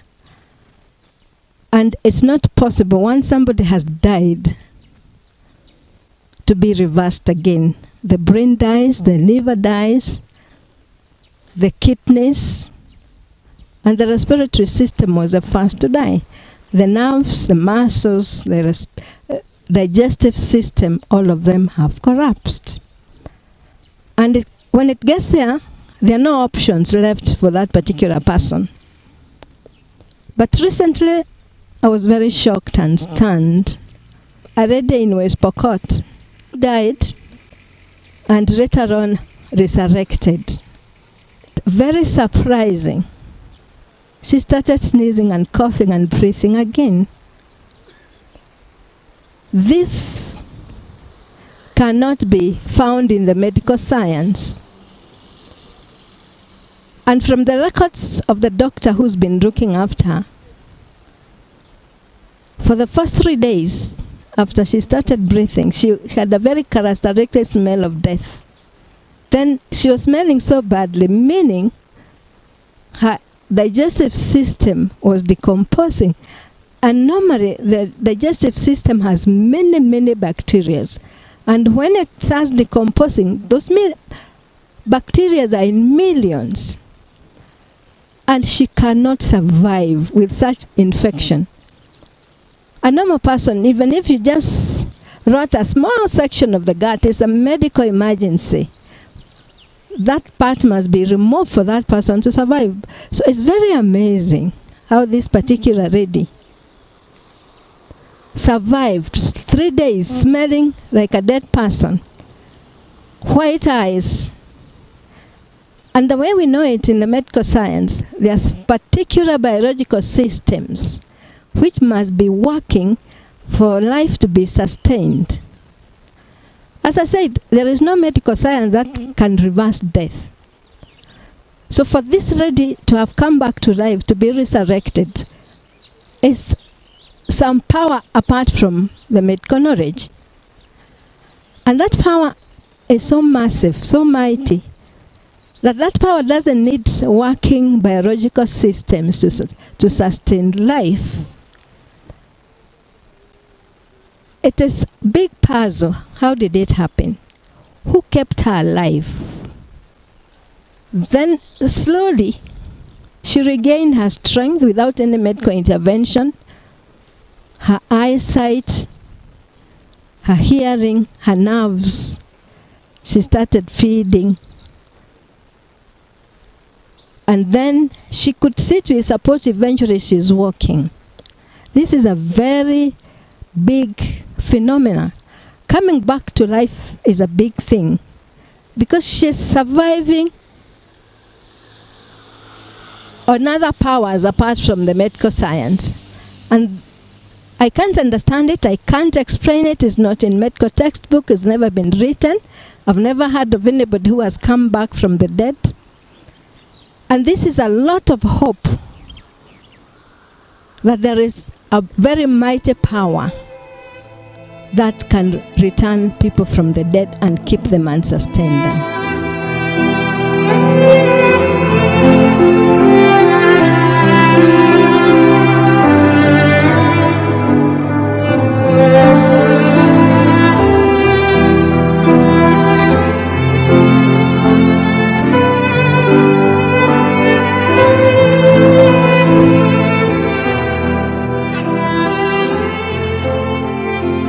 Consultant surgeon. at Moi Teaching and Referral Hospital with an experience of more than 20 years. In fact, today, I should be operating patients at the referral hospital. That's why I'm here today. Nowhere in the medical literature where somebody has come back, somebody whose heart has stopped. The lungs have collapsed. The blood have clotted in the blood vessels. Brain death have said, the brain have died. Nowhere in the whole world. That's why I thank the mightiest prophet of the Lord. History, science, whatever field you mention has been changed.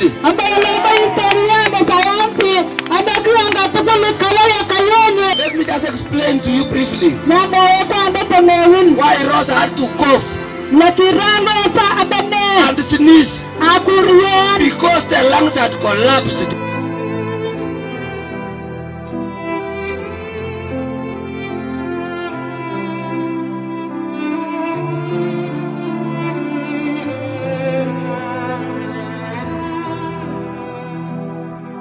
This is a mighty miracle. Nowhere in the whole world. An experience of more than 20 years. Nowhere in the medical literature where somebody whose brain died, whose heart has stopped, the lungs have collapsed, has come back. Nowhere in the whole world. Nowhere. This is a mighty miracle. That's why I thank the mightiest prophet of the Lord.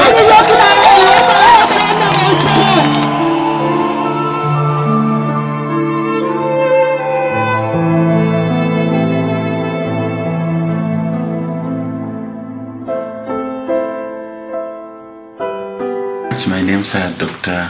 Maurice Okwabubi.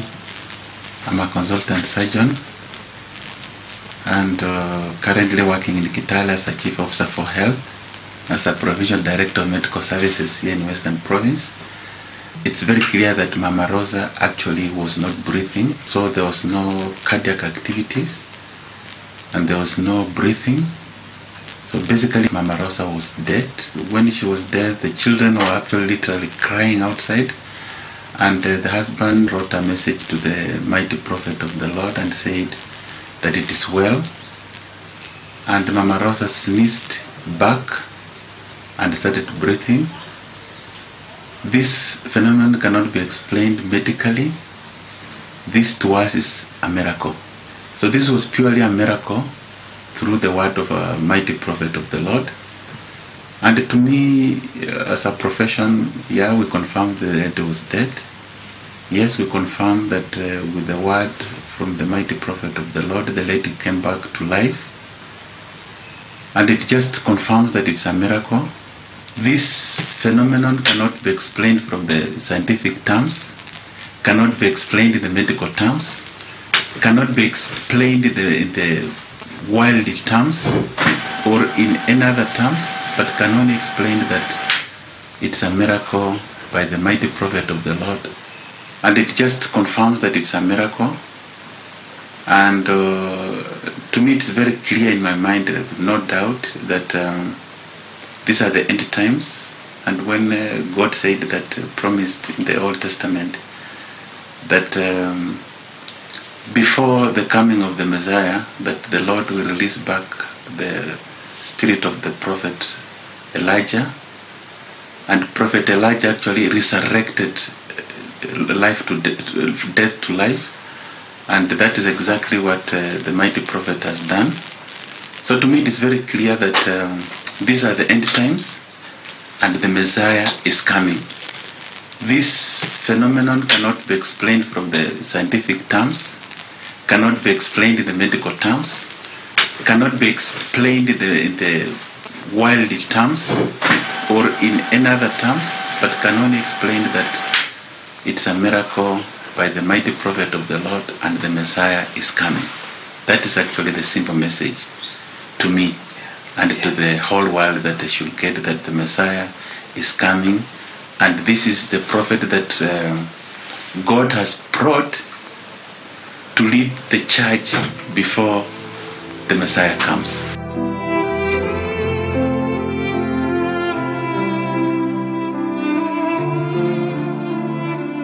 I'm Dr. Silas Wahudu, a retired Senior Assistant Director on Medical Services with 34 years experience.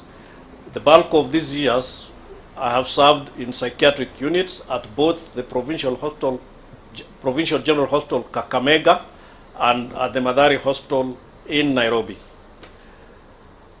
We are discussing the uncomfortable and unwelcome subject of death to most of us. And in hospital settings, when a patient's condition deteriorates at the bedside, the doctor will start by examining the presence of respiratory effort. That is whether a patient is still breathing. If this is absent, they move on to the heart and they will examine the heart, see whether there's a heartbeat. If there's no heartbeat, then the next organ to be examined is the brain. And usually, when the brain is functional, the eye responds to light by controlling the size of the pupil. Now, in this case, a doctor will shine a bright light into the eye, and if the brain has ceased function, a patient is certified dead. The pupil will be dilated and unresponsive to light. We refer to this as dilated and fixed. Macho sasa akatoa macho nje. Kuchiri nyukwani mlikoni sang. Mimi nikajaribu kushika. Ata Allah anamanda mle. Nikashika uso. Anamoleta kat. Nikarudisha ngozi ya macho. Ayo kwa kwani chi, anamoleta kwa ayo kwa. Aiteremka nikakimbia nje. Alipasang. Tukapiga nduru nje. What happens after death, in fact within minutes of death, is that because of lack of supply of oxygen, the chemical reactions that now take place in the body are different. They lead to breakdown of tissues. So the cells break down, they discharge their contents, and these contents contain enzymes, among other chemicals. These enzymes will go right ahead and begin digesting the tissues next to them. Then the other process that happens is that of bacterial multiplication. Because the immunity has ceased its function, bacteria multiply unimpeded. And as they multiply, they bring in the process of putrefaction. That is the process of rotting. So these two processes will continue alongside each other, and depending on the environmental temperature, this can go on fast or slowly. Next, the body begins losing its heat at the rate of about 1 degree centigrade per hour, and thereafter up to the point where there's equilibrium between the body and the environmental temperature. The blood in the vessels begins pooling, clots form, and the process of digestion also of the cells starts. So this discolors the body. Finally, the muscles, within about 2 hours or so, they begin stiffening, starting from the head, going downward towards the feet. So they stiffen, and this is what eventually is known as rigor mortis.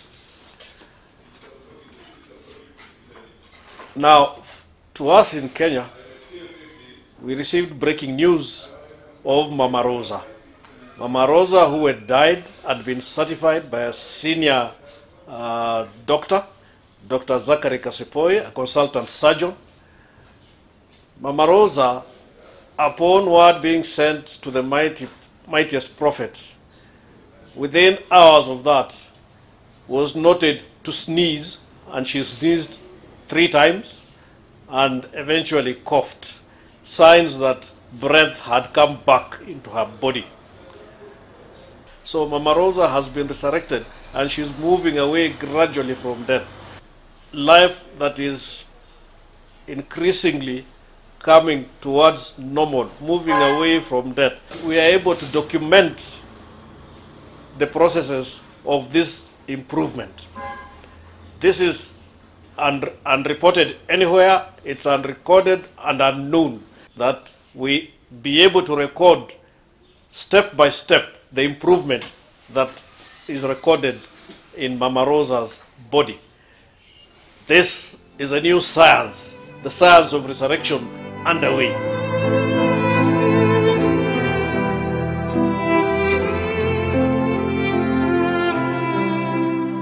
My name is Dr. Bosire. I am a dentist by profession. I've been a dentist for 11 years now. I have worked in various hospitals in Nakuru, beginning from the PGH Nakuru to Bahati Hospital, and later I was in an hospital called St. Anthony, where I was actively involved in helping patients to manage their conditions. Today, I want to speak about death because there is a particular case that attracted my attention of a particular lady who had died and now is alive. Medicine explains death as a permanent end to the processes, the vital processes of cells and tissues. And the body, a human body, is made up of cells, tissues, and organs. So many organs will make the body, and many tissues will make organs, and tissues are made up of cells. So when these cells, the processes, the vital processes of these cells end, then now that person is said to have died. So as a dentist who is majorly working in the face, in the head, and the neck, it attracted my attention because for somebody to be able to eat what we call in dentistry as mastication, for somebody to be able to eat, which is now chewing and swallowing, a lot of muscles are actively involved in chewing and swallowing, controlling the food in the mouth through to the stomach. This person had died and came back to life, and the tissues had stiffened. The tissues had reached rigor mortis. Medicine will always explain the death of a person when this person reaches rigor mortis. Rigor mortis is a condition or a position, a point where the tissues, the muscles, especially the muscles, will stiffen because they do not have energy.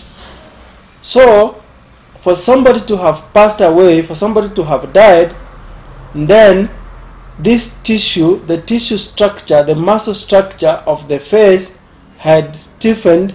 That is why this person cannot be able to eat immediately, and so they required some time to be able to regain strength that they can also actively control the process of mastication.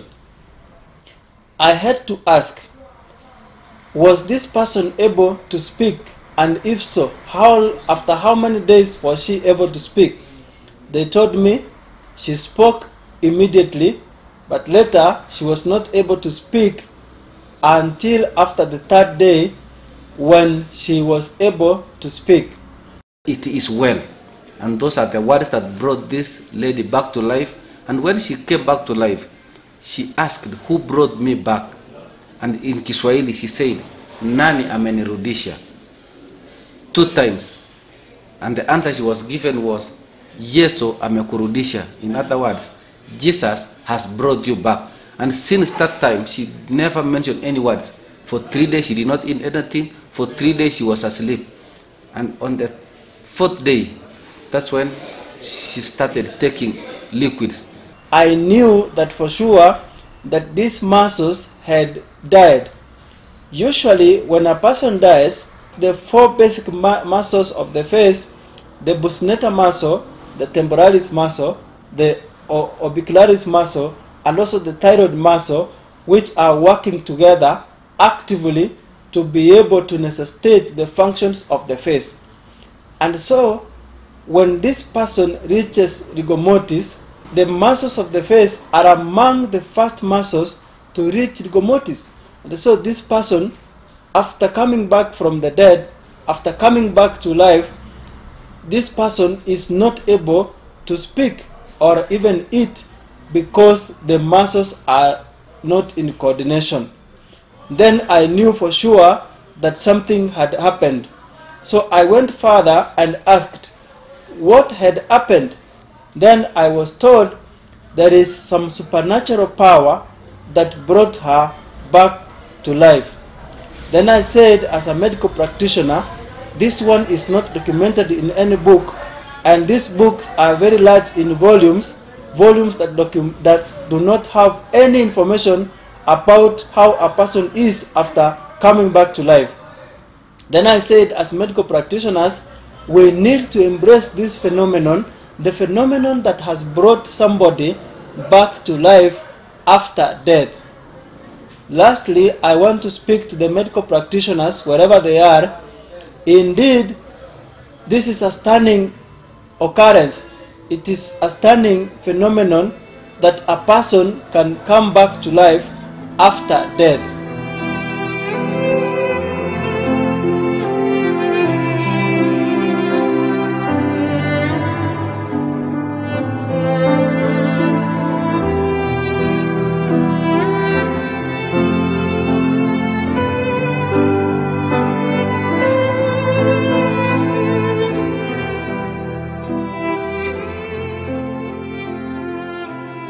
In my experience, when someone dies or passes on, there are various changes that normally occur to the body of the person who has passed on.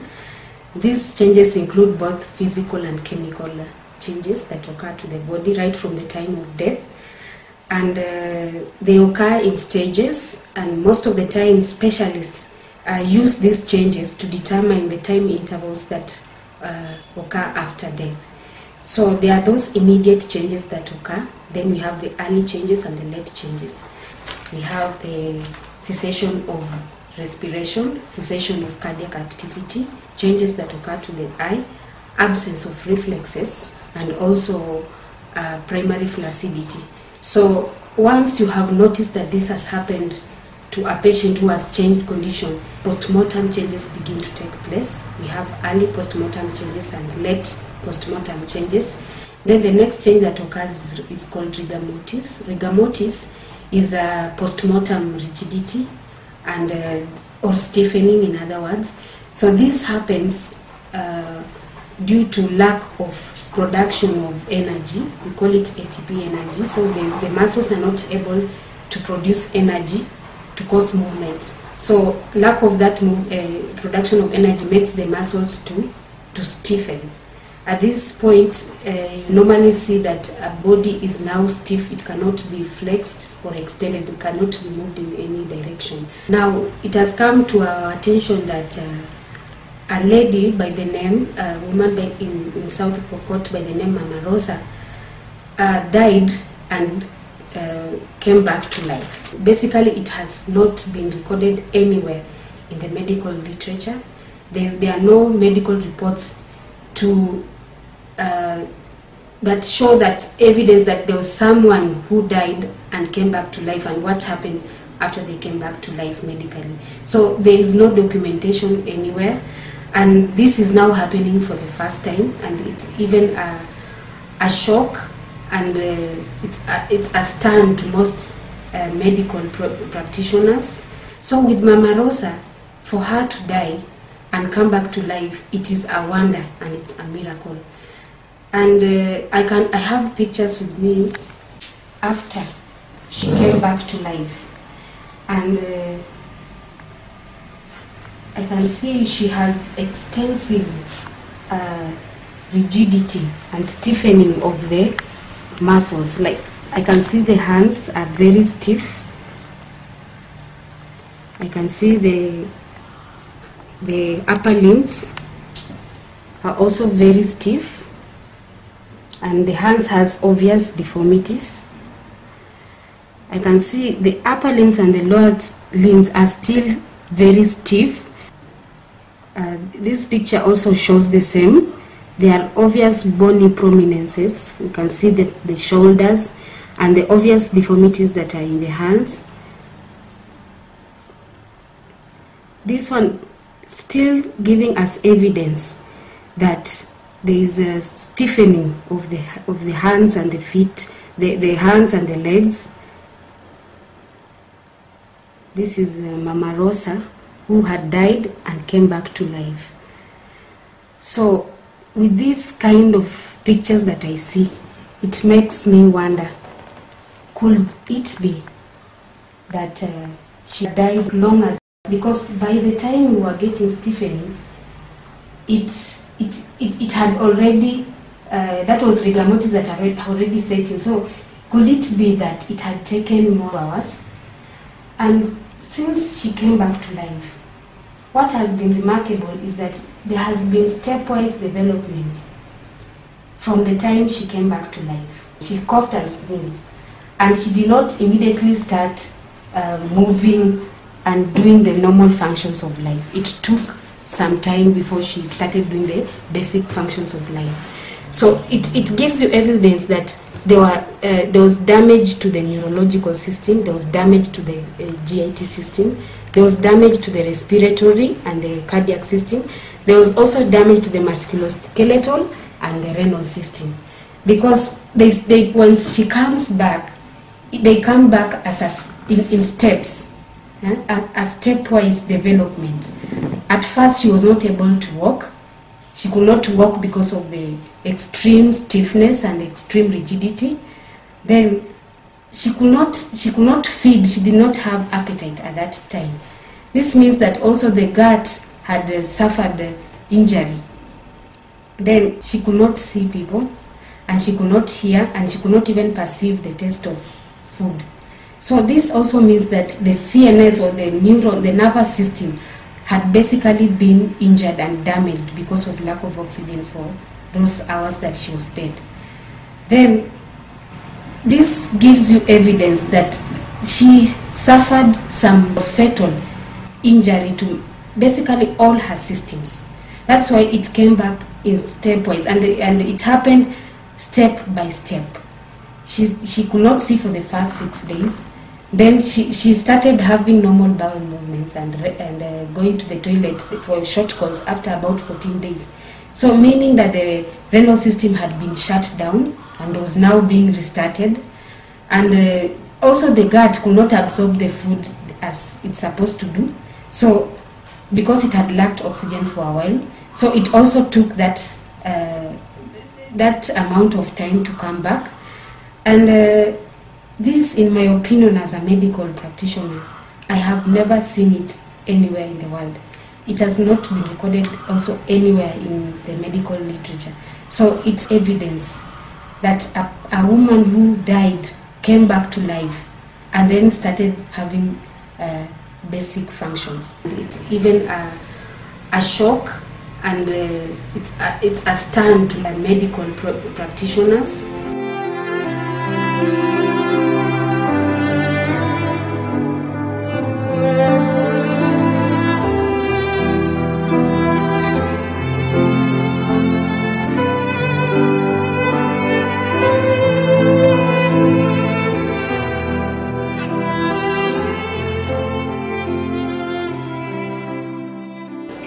My name is Dr. Nelson Jenga. I am a general practitioner. So today I would like to talk about death, the irreversible cessation, the irreversible stoppage of the respiratory function, the circulatory function, and the brain function. Rigor mortis, which is the stiffening of the joints and the muscles of the body after death. After death. Decomposition, the foul smell of death, and then there is production of gaseous element that is so obnoxious. It is foul smelling. So these are the stages that now are attributed with death. In medical history, there is no place, there is no instance, there is no time that there has been reversal of death.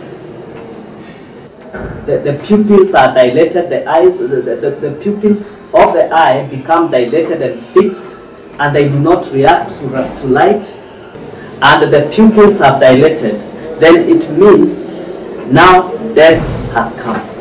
Death has taken place. Na kunyosha tu miguu kabisa. Akimite kabisa. Na kukojoa. Akisakas. Nikarudi kushika roho. Alimla anamkulu. Amenyamaza. Nikajua ameenda. Angitwala kikuwa.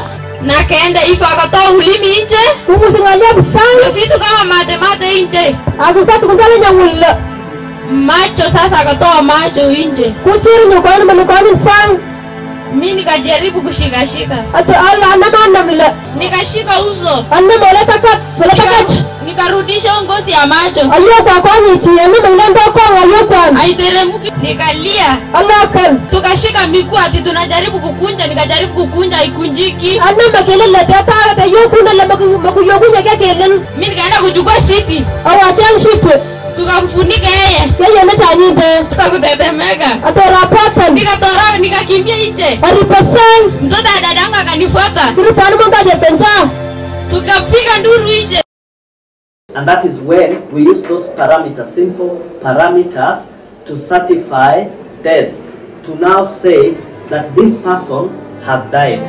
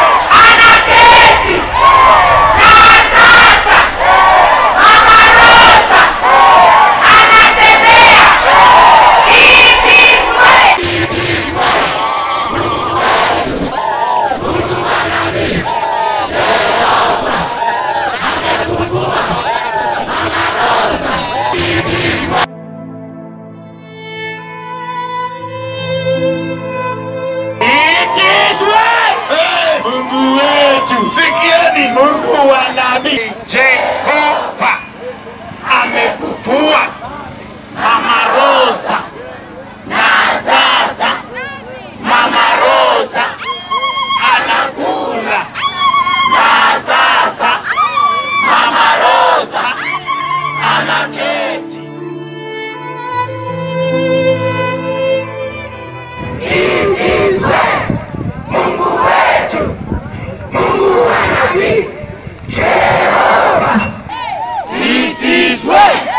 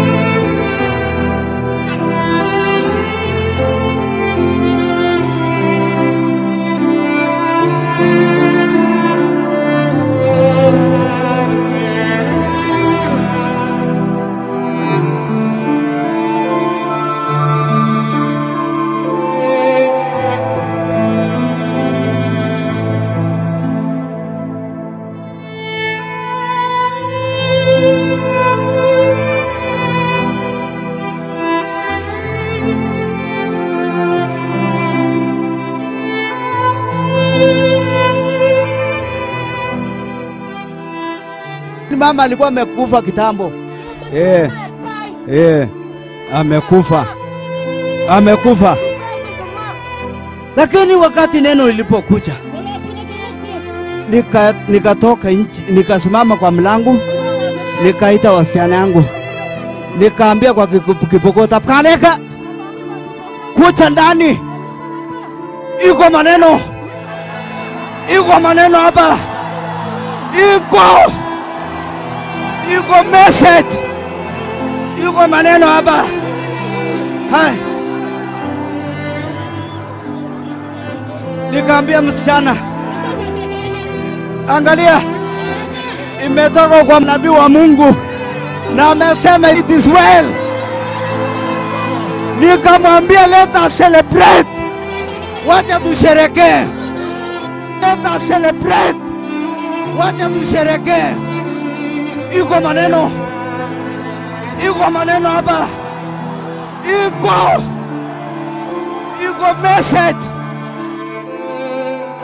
Iko maneno hapa. Let us celebrate. Wacha tusherekee. Iko maneno hapa. Iko message. Iko maneno hapa.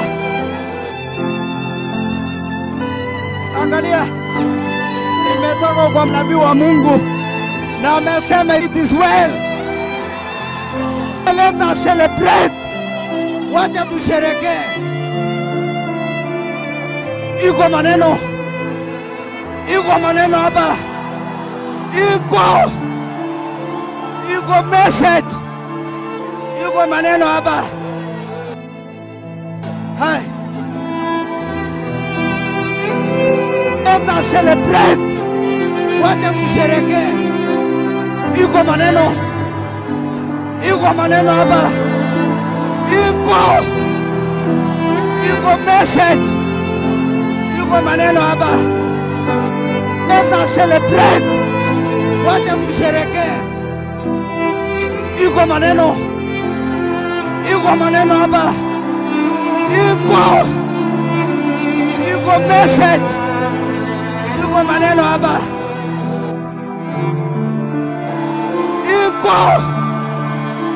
Iko message.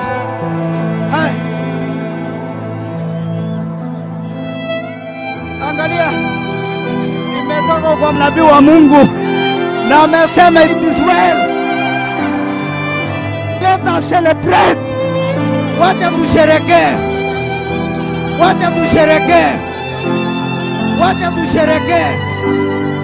Wacha tusherekee.